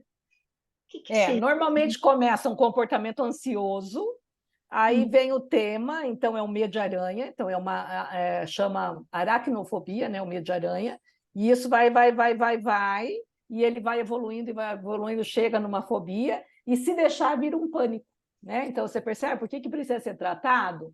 Então, nem que dê um ansiolítico natural, mas é importante começar a tratar isso, porque o problema é isso, evoluir e virar um pânico, porque é uma crescente mesmo. Ele tem uma ansiedade, pode evoluindo, pode crescendo e lá desembocar num pânico. Uma coisa legal das fobias específicas é que aqui a gente vê o espiritismo claro, né? Então, a agorafobia, que é o medo de lugar aberto, normalmente a pessoa, numa outra encarnação, morreu pisoteado, morreu em locais, né, arena de futebol, sei lá, tourada, morreu assim, né, com muita gente. Claustrofobia, às vezes ela morreu presa em algum lugar, morreu esmagada, né? Então, aqui nas fobias específicas, a gente vê muito aracnofobia, né, o medo de aranha. Então, assim, a gente vê muito especificamente disso. Teve um caso que... China, agora entendi. Existe uma certa relação, mas ao mesmo tempo uma diferença. Isso, quando é uma fobia específica, é uma fobia para uma coisa específica. Então, por exemplo, teve uma época que eu fui procurada por uma pessoa que tinha muito medo de barata. E ela dizia assim, se eu ver uma barata, a sensação é que ela vai subir em cima de mim e que eu vou morrer. E aí, na época, eu trabalhava ainda com regressão de memória, hoje eu não trabalho mais, por quê? Já vou explicar. Porque numa terapia normal, quando o ego está pronto, a lembrança vem espontaneamente, não precisa você ir lá cutucar, né? Então, eu prefiro deixar e a lembrança ela vem espontânea. Mas, na época, eu ainda fazia regressão, e aí eu fiz todos os testes, o ego estava super legal para fazer a regressão, fiz a regressão, e olha que interessante, ela era uma criança de 5, 6 anos, que o pai bebia, chegava em casa e espancava ela, batia, batia, batia. Então, o que ela fez? Quando ela viu o pai chegando, ela correu para debaixo de uma pia, e ela entrou e ficou lá. Aí ela disse que começou a cair gotinha, começou a cair água, e aí ela começou a olhar, aí o pai entrando, e ela ali com medo desse pai, caindo gotinha, a pia pingando, e ela olha e começou a subir barata no corpo dela, e barata, e barata, e barata, e ela teve uma crise de coração e ela morreu de medo, né? Ela morreu de pânico, porque se ela saísse, o pai espancava, agredia até sexualmente, e se ela ficasse ali, o medo da barata. Então, percebe? Então, o medo, todo sintoma, ele é um símbolo que esse espírito tem uma cicatriz, e essa cicatriz precisa ser tratada, né? Ah, mas isso é de uma outra encarnação e eu não sei. Não tem problema, começa a tratar o medo, que aí vai vindo. Ah, mas eu não faço mais regressão de memória. Tá, mas no sonho normal vai vindo. Deixa vir, né? Ontem eu fiz uma live aí sobre sonho, né? Se alguém quiser, eu posso mandar, que é isso, né? Como que o sonho vai trazendo essas coisas, né? E aí a gente pode, então, se relacionando, porque o sonho é esse psicopombo, né? É o que liga a minha consciência com o meu inconsciente, né? E aí, então, no caso ali das ansiedades, a fobia social, então, além das fobias específicas de local aberto, de local fechado, de aranha, de barata, enfim, vai ter o transtorno de ansiedade generalizada, mutismo seletivo, então a criança chega na escola, não fala mais, não abre a boca. E o transtorno do pânico, que é isso, vai evoluindo, era ansiedade, passou por uma fobia e foi para o pânico. Fala, Claudina, boa noite. Boa noite. Eu só queria dizer, voltar um pouquinho nessa questão da ansiedade de separação, por conta da questão do Covid, que muitos lutos, muitas mortes, muitas pessoas não viram os seus entes queridos e não trabalharam isso, não? Então, assim, eu trabalho também com constelação familiar e é muito grande o número de pessoas com esse tipo de ansiedade, de angústia ou poderíamos dizer, um trauma quase de não ter feito o seu luto. Claro, a gente tem outra maneira de trabalhar o luto, mas ela não teve esse momento ritualístico como você descreveu antes.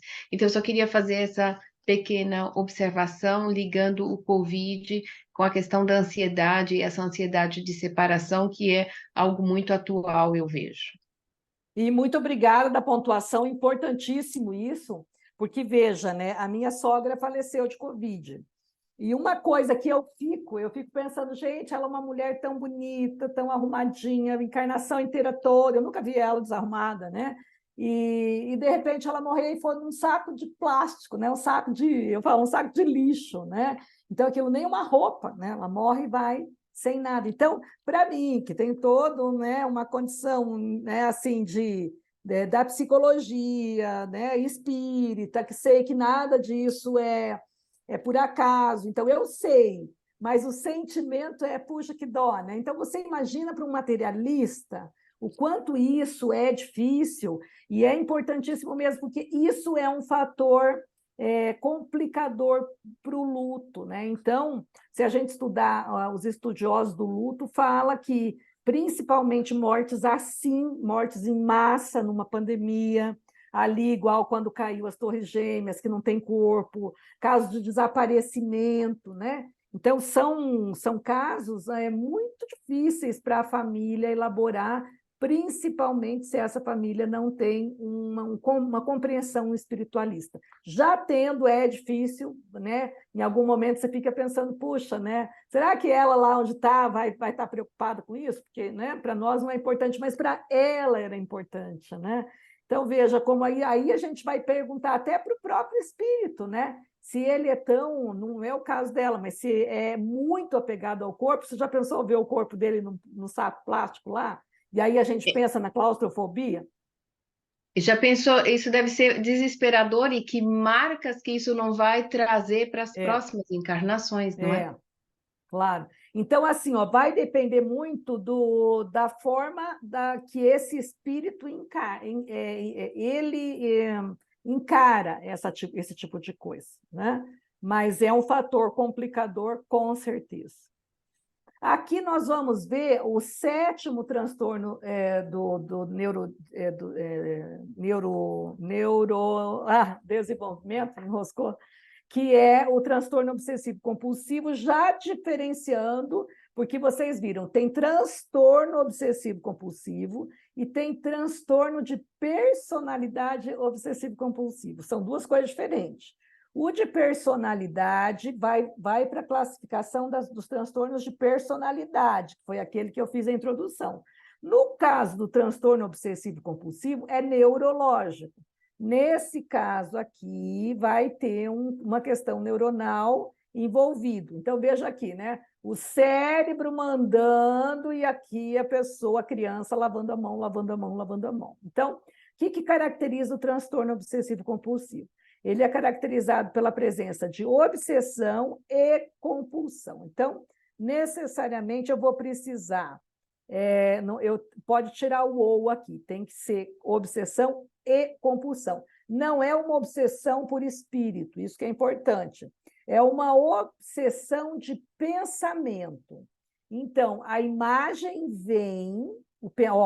Obsessão são pensamentos, imagens ou impulsos recorrentes, indesejados e intrusivos. Então, por exemplo, a criança está ali, aí ela pensa assim, meu Deus, se eu não for bonzinho, minha mãe vai morrer. É algo que invade, é um pensamento que esmaga. Se eu não for bonzinho, minha mãe vai morrer. Aí, o que ele precisa? Ele precisa criar uma compulsão, que é o quê? Comportamento repetitivo ou ato mental que o indivíduo executa para aliviar essa ansiedade e o medo que a mãe realmente morra, dentro do conteúdo que essa obsessão trouxe. Então, vai vir um pensamento intrusivo, um medo de alguma coisa, e aí ele precisa fazer um ritual para aliviar isso. Ele é diferente do transtorno de personalidade obsessivo-compulsivo, porque o de personalidade é traço de personalidade obsessiva. Então, tem que ser tudo certinho, os lápis têm que estar de forma ordenada. Eu trabalhava com um rapaz bem interessante, o caso dele, que ele era casado, né? E aí ele brigava muito com o companheiro dele, porque a hora que o companheiro ia estender a roupa, tinha que ser todos os prendedores de roupa rosa, depois todos os azuis, depois todos os verdinhos. Se misturasse numa camiseta um azul e um vermelho, pronto, já dava uma encrenca, porque tinha que ser... Então, você percebe? É uma personalidade obsessiva, né? Mas na obsessão, não. Tem vem uma ideia, uma imagem, e aí aqui, ó, o cérebro pensou, minha mãe vai morrer. Então, para que a minha mãe não morra, eu lavo a mão, lavo a mão, lavo a mão. Tem um filme muito legal do Richard Nixon, Richard Nixon, que ele chama O Melhor é Impossível. O Melhor é Impossível, ele é maravilhoso, porque aí ele lava a mão, ele tem toda uma série de rituais, tem que ser a mesma pessoa que faz o almoço dele, né?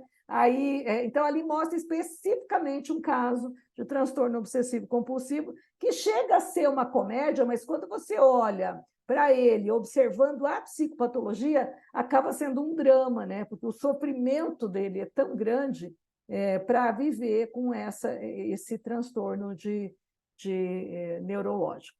Aí o depressivo, que aqui é muito complicado, porque as mães acham que é uma coisa simples e logo vai passar, que é similar no adulto, a criança se torna mais quieta, mais desinteressada e mais volúvel.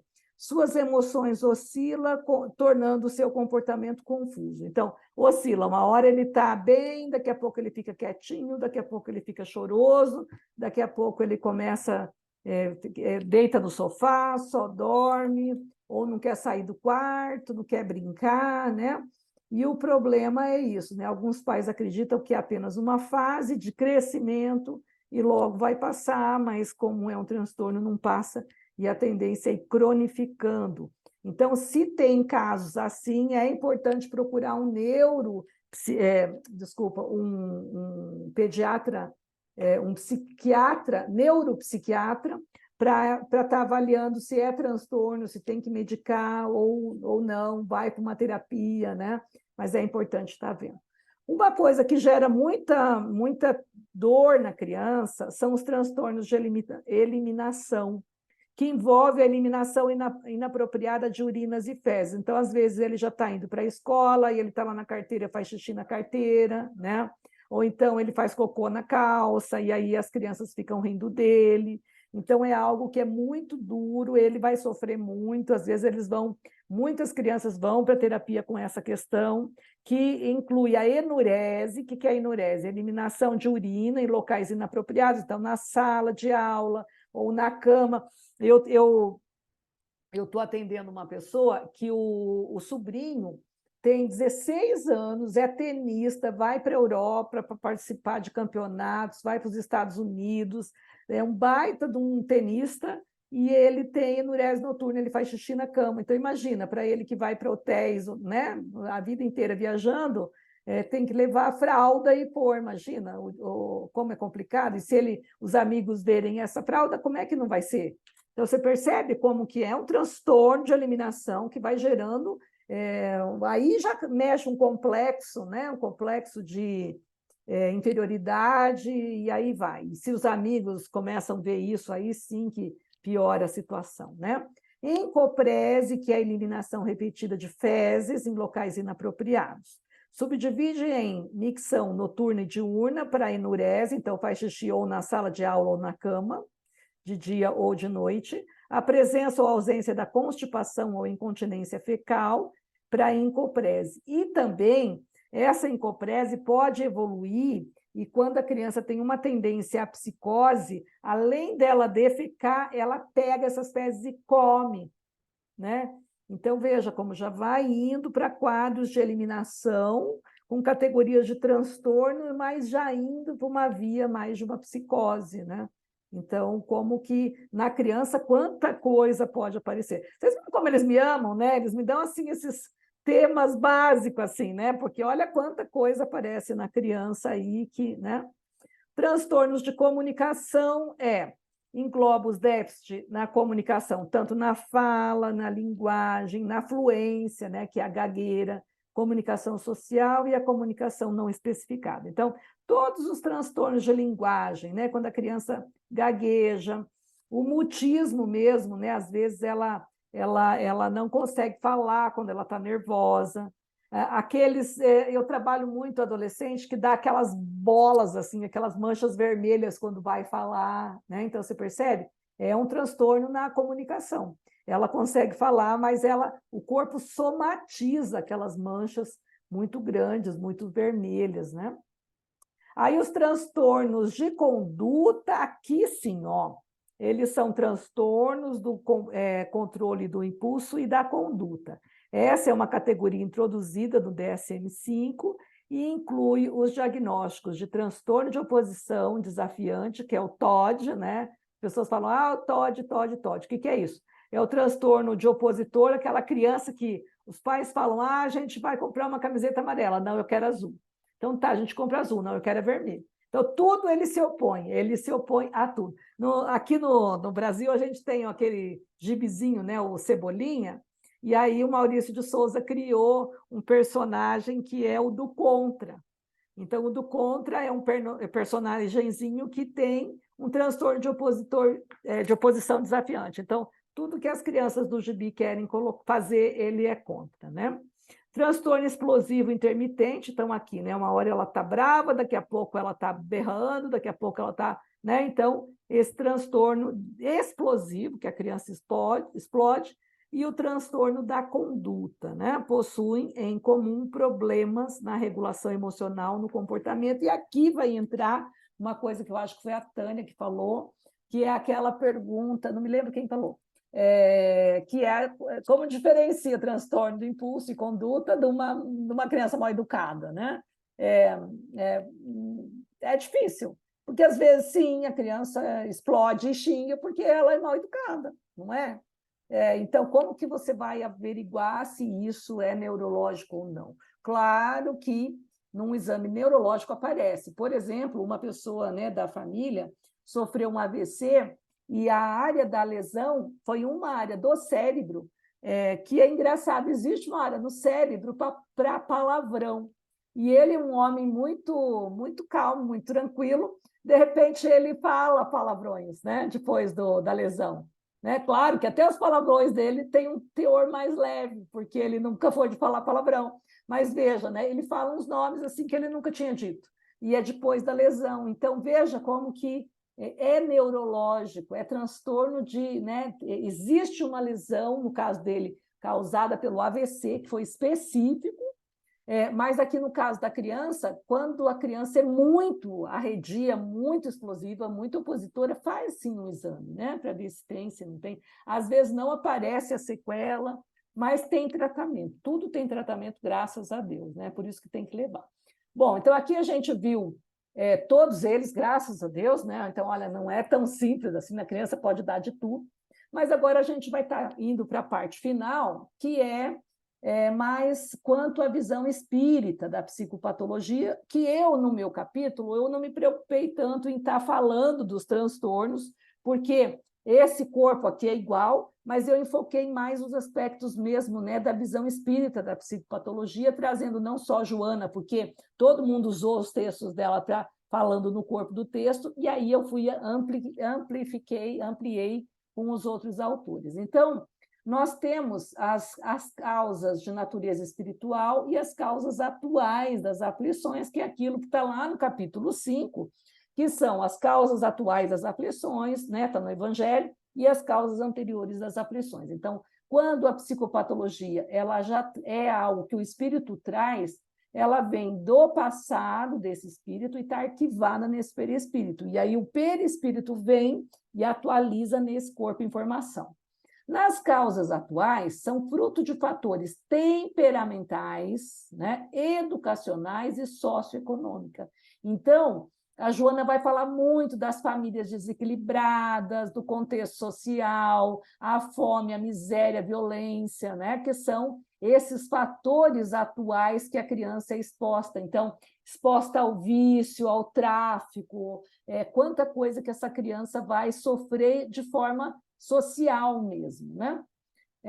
Toda patologia, anomalia ou síndrome possui uma finalidade para o espírito e sua família. Isso eu frisei muito. É uma oportunidade de progresso. Isso a gente não pode esquecer. Porque a Joana, o que ela realmente traz para a gente? Não há doenças, há doentes. Mas isso não é castigo, é oportunidade. Por isso que ela escreve o Plenitude só sobre sofrimento, as causas do sofrimento, a origem do sofrimento, para a gente entender e mudar essa visão. É uma oportunidade de estruturação para o espírito. Então, quando a gente fala, o autismo, ele tem cura? Nessa encarnação, talvez não, mas o espírito vai sair bem melhor dessa encarnação do que quando aqui ele chegou, né? Então, é uma cura, sim, para a alma, para o espírito. Aí, aqui, né, a gênese no passado, que é o primeiro caso. A natureza espiritual. O enfermo é o espírito que se desviou de si mesmo. A maioria dos transtornos mentais da infância apresentam como gênese um indivíduo que se equivocou em muitas vidas anteriores e, por meio desse perispírito, foi instalado o corpo atual, as culpas e os conflitos. E aí eu trouxe uma frase dela, né? Na raiz de todo, ela diz, todo processo aflitivo, existe uma herança psicológica de outra existência, ressurgindo como necessidade de reparação, a fim de favorecer o espírito com as novas aquisições, sem amarras com fracassos que ficaram no passado, né? Então, é uma forma de reparar, de aprender tudo isso que ficou lá. E essa fala dela está na página 11 do livro Conflitos Existenciais, né? Bem lá na introdução. Aqui as causas atuais, né? Olha aqui, né? Um pai extremamente rigoroso, batendo numa criança pequenininha, né? Um bebezinho ainda apanhando, né? Claro que aqui é uma imagem só, mas infelizmente não é só uma imagem, a gente vê isso muito na prática, né? As crianças chegarem na escola com lesão. Existe uma coisa aqui muito grave que chama síndrome do bebê sacudido, que é aquele bebê, ele começa a chorar e os pais pegam e chacoalham, né? Aí o cérebro lesa assim dos lados, em cima. Então, a gente vê lesões cerebrais provocadas por chacoalhões. Isso eu vi num hospital, eu não conhecia. Então, pais extremamente rigorosos, imprudentes, violentos e injustos, com postura coercitiva em relação aos filhos, impondo a educação com violência, maus tratos e abandono, juntamente no momento da estruturação do ego, que é a personalidade. Então, esse bebê aqui não tem uma personalidade ainda, porque em torno de 1 ano que vai estar estruturando esse ego, e nesse momento onde ele e a mãe, ele e o pai é uma coisa só, acontece essas explosões, né, de violência na casa, E aí imagina como esse ego vai ficando, né?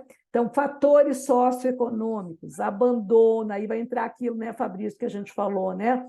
O abandono na primeira infância, maus tratos, fome, violência, abuso sexual ou emocional, entre outros fatores socioeconômicos, né? Morar em locais que não tem água, que não tem alimento, passar fome, expor a violência social, né? Todos esses fatores desencadeiam 3 grandes sentimentos, aquilo que eu falei, né? Que são muito complicados, inclusive para uma outra encarnação, se a pessoa ficar preso nesse sentimento, que é a raiva, a culpa e o medo, e dependendo da intensidade, da frequência e duração, pode desencadear transtornos, podem, porque se a gente pegar Chico Xavier, né, que a madrasta pegava o garfo, espetava a barriga dele, não ficou, né, porque ele já é um espírito evoluído e ele não foi um trauma para ele, mas pode ser um trauma dependendo da criança.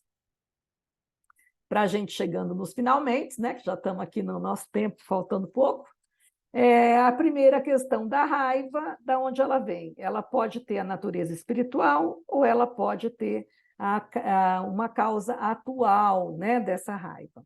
De natureza espiritual, ela vem por conflitos ou culpa, por acúmulo que o acúmulo da raiva pode levar à depressão, pela falta de objetivo existencial, desinteresse de progredir na luta, fixando-se na revolta. É aquela pessoa que se prende na revolta, fica preso na revolta. Então, em vez dela usar aquela circunstância como um fator estimulante para ela ir à luta e conseguir algo, ela fica presa na revolta.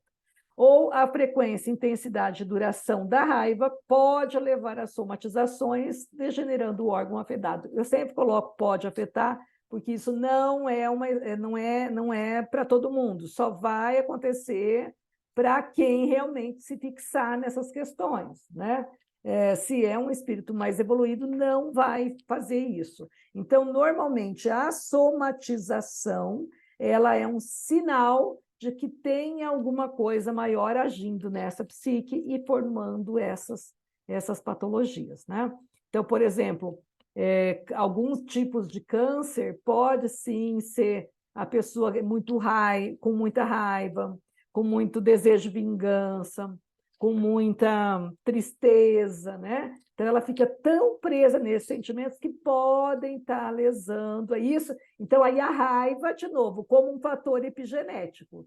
Tinha lá já um gene para essa questão, mas a raiva foi e acentuou o processo e aí formou um câncer, né? Então, ela sozinha não vai fazer a lesão. Tem que ter um fator genético que predisponha, né? Então, se o espírito traz esse fator e ela começa a desenvolver de forma epigenética a raiva, isso acontece, né? Esse tipo de coisa.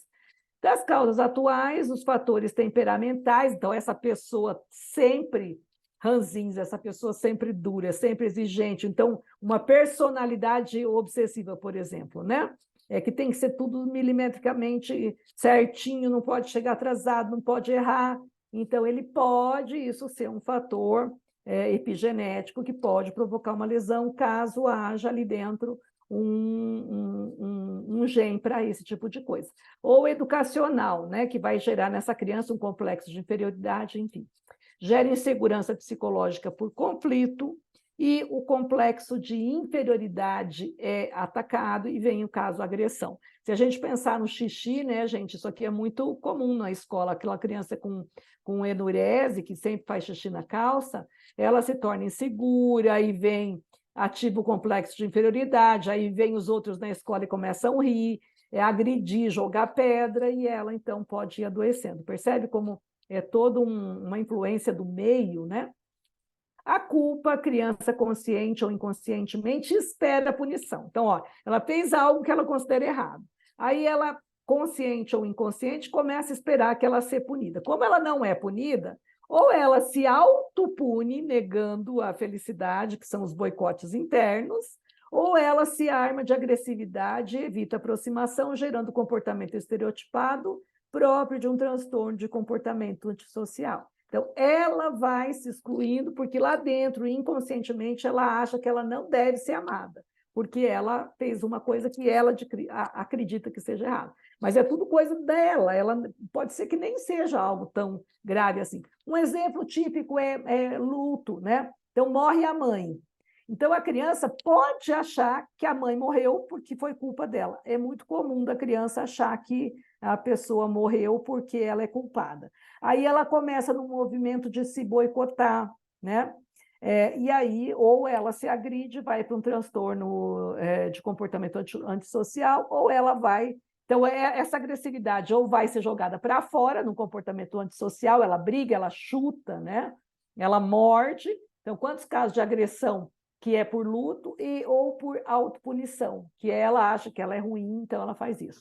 Aí Joana diz que na raiz psicológica do sentimento da raiva existe um medo inconsciente levando o indivíduo a atacar antes de ser agredido, o que o torna violento e descompensado na emoção. E o pior é que isso tem essa matriz aí, vai evoluindo, e aí vai para a vida adulta, e aí se torna aquele adulto que sofre pequenos acidentes, que sempre se queima quando vai passar roupa, se queima quando está fazendo uma comida, se corta quando está cortando a salada, até o momento que ele sofre um grande acidente, né? Então, ele vai se boicotando, boicotando, boicotando, até que ele consegue realmente se autopunir, e isso pode chegar numa... Então, percebe? Mas a origem está lá na infância. Então, a Joana fala muito de todos os comportamentos no conflitos existenciais, ela vai falar da origem na infância, né? Do livro Conflitos Existenciais. E aí, o último sentimento é o medo, que é a herança da culpa no inconsciente, pelos erros praticados no passado, em outras existências, ou nos primeiros anos de vida próprio do pensamento mágico da criança. Ela, então, a criança, né, acredita ser responsável por algo que não lhe diz respeito, como o de outros eventos, no caso, a separação dos pais e mortes na família, né? Então, a criança acha que é culpa dela. Os pais separaram porque eu sou muito ruim, e aí eles não aguentaram e se separaram. Não tem nada a ver com isso, né? Os pais separaram porque não estava dando mais. Observação: quando extrapola, gerando situações conflitivas, pode se transformar em transtornos de comportamento e culminar em crises de pânico ou transtornos depressivos graves, né? Então, veja como é uma bola de neve, essa coisa começa lá na infância, mas às vezes só vai ser diagnosticado lá na vida adulta e às vezes a pessoa nem percebeu que começou na infância, quanto mais os pais, né? Fatores endógenos e endógenos do medo.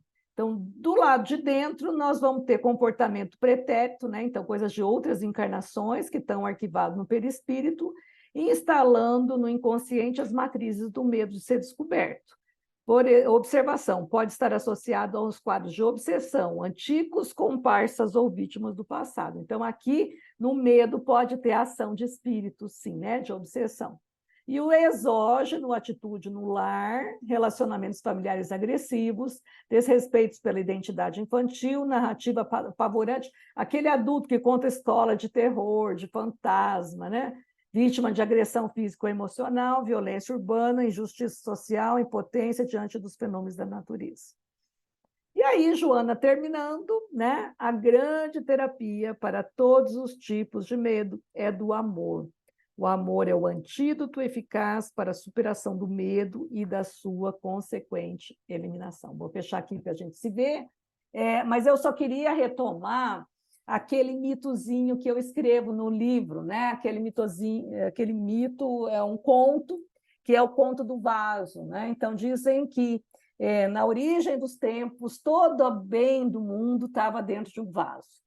E aí o bem cuidava desse vaso muito, até que o mal descobre que ali tem uma coisa muito preciosa e eles querem. Então, eles começam a puxar o vaso, puxa o vaso, puxa o vaso, puxa o vaso, até que esse vaso espatifa e esse bem se esvai, né? Vai para o mundo, e aí cada um de nós, né, começa tentar colar os nossos cacos, né? E a única cola possível, eu concluo o meu capítulo, que é o amor, né? Então, o amor é esse capaz de colar os nossos pedaços e fazer com que esse sentimento de amor, né, prevaleça. Fala, nós temos uma pergunta aqui, Gabriele. Desculpa, agora que eu vi tua mãozinha. Não, tranquilo, estava tentando seguir o seu raciocínio.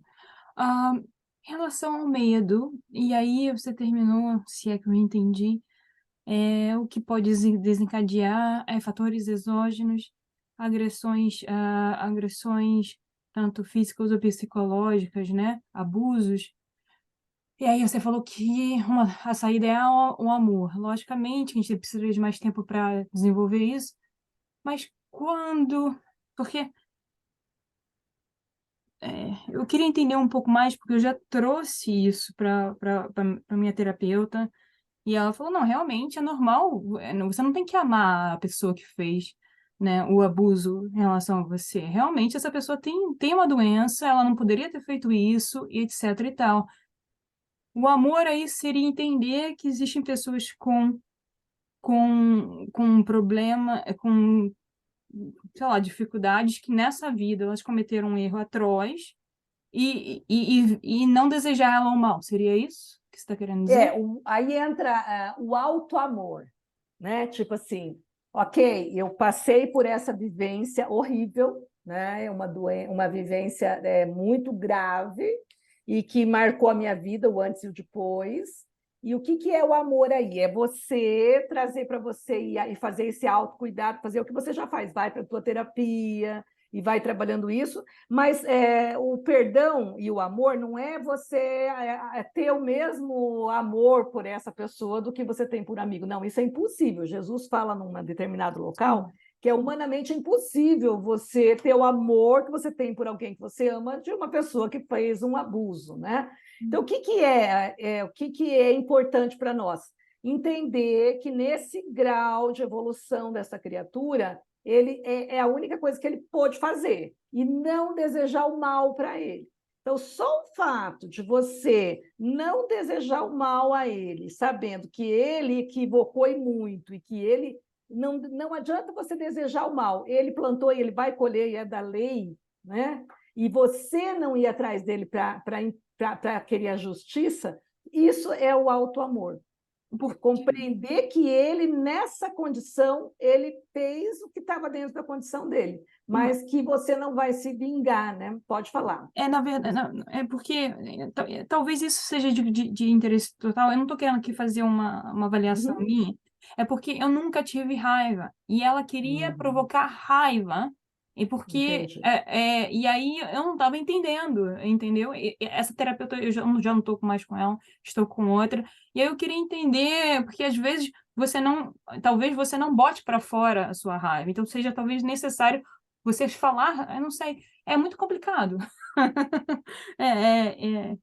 É que assim, sabe, existe terapias que para abordagem é importante essa catarse da raiva, então expressar essa raiva.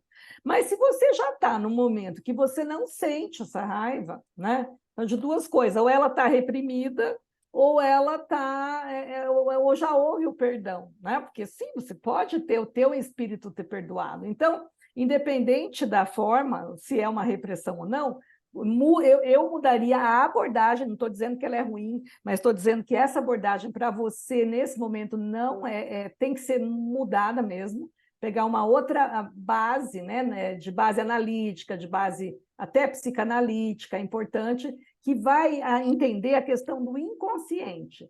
Porque aí você trabalhando o teu inconsciente, se tiver reprimido, quando você estiver bem, isso eclode. Se não tiver reprimido e já tiver perdoado, melhor ainda. Mas você vai estar se acolhendo, entende?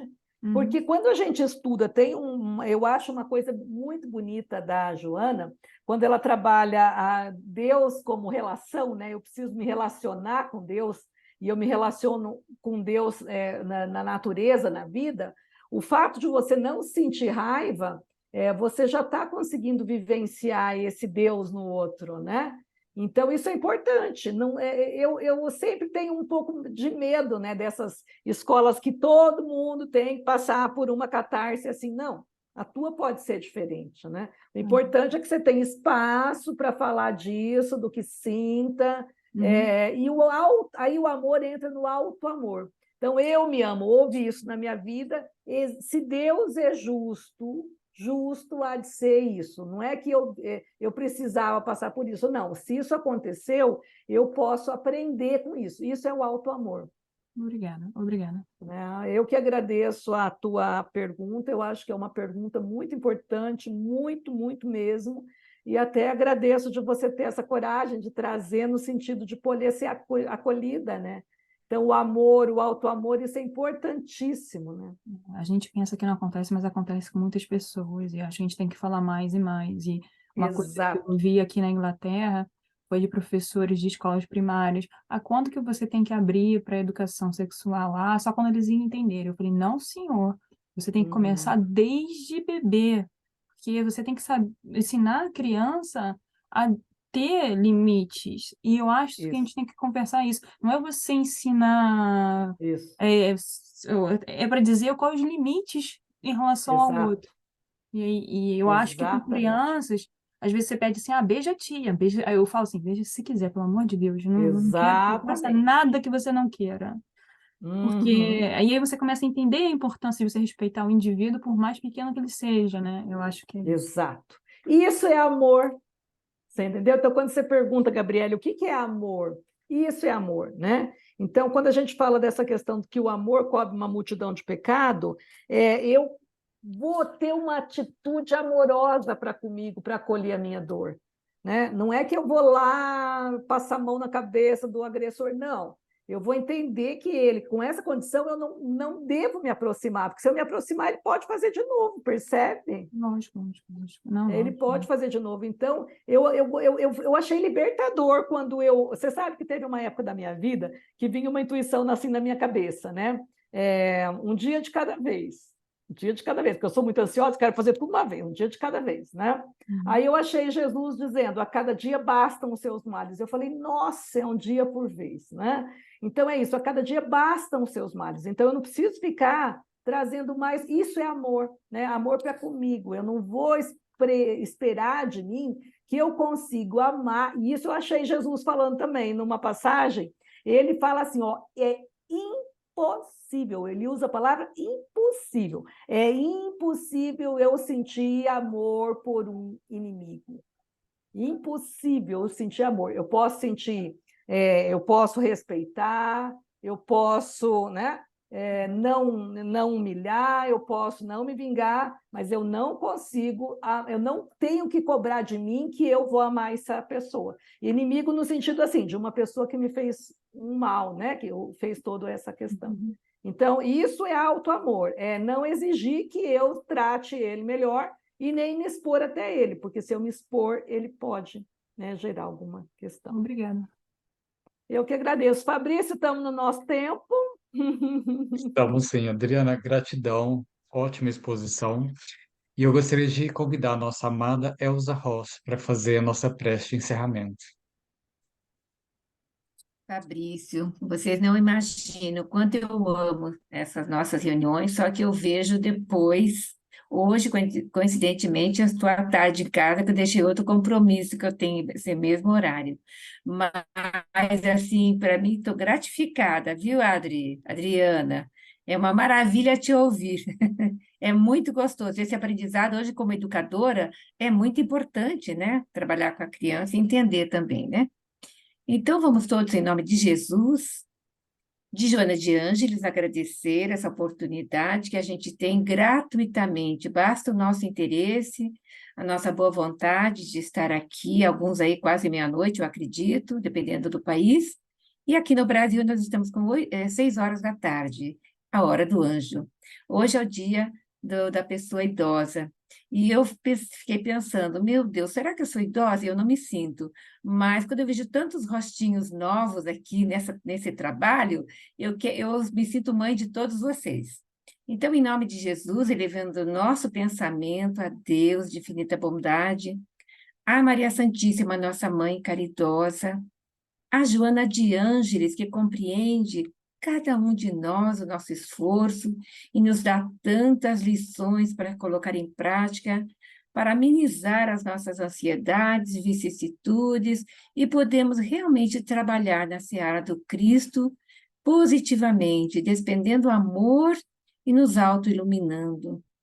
Assim, Senhor Jesus, abençoa cada uma de nós, a cada um de nós que aqui nos encontramos em nossos países, florescendo onde estamos plantados, e pedindo sempre que possamos ter inspiração, que possamos nos vigiar, que possamos nos melhorar para nos conhecermos cada vez mais.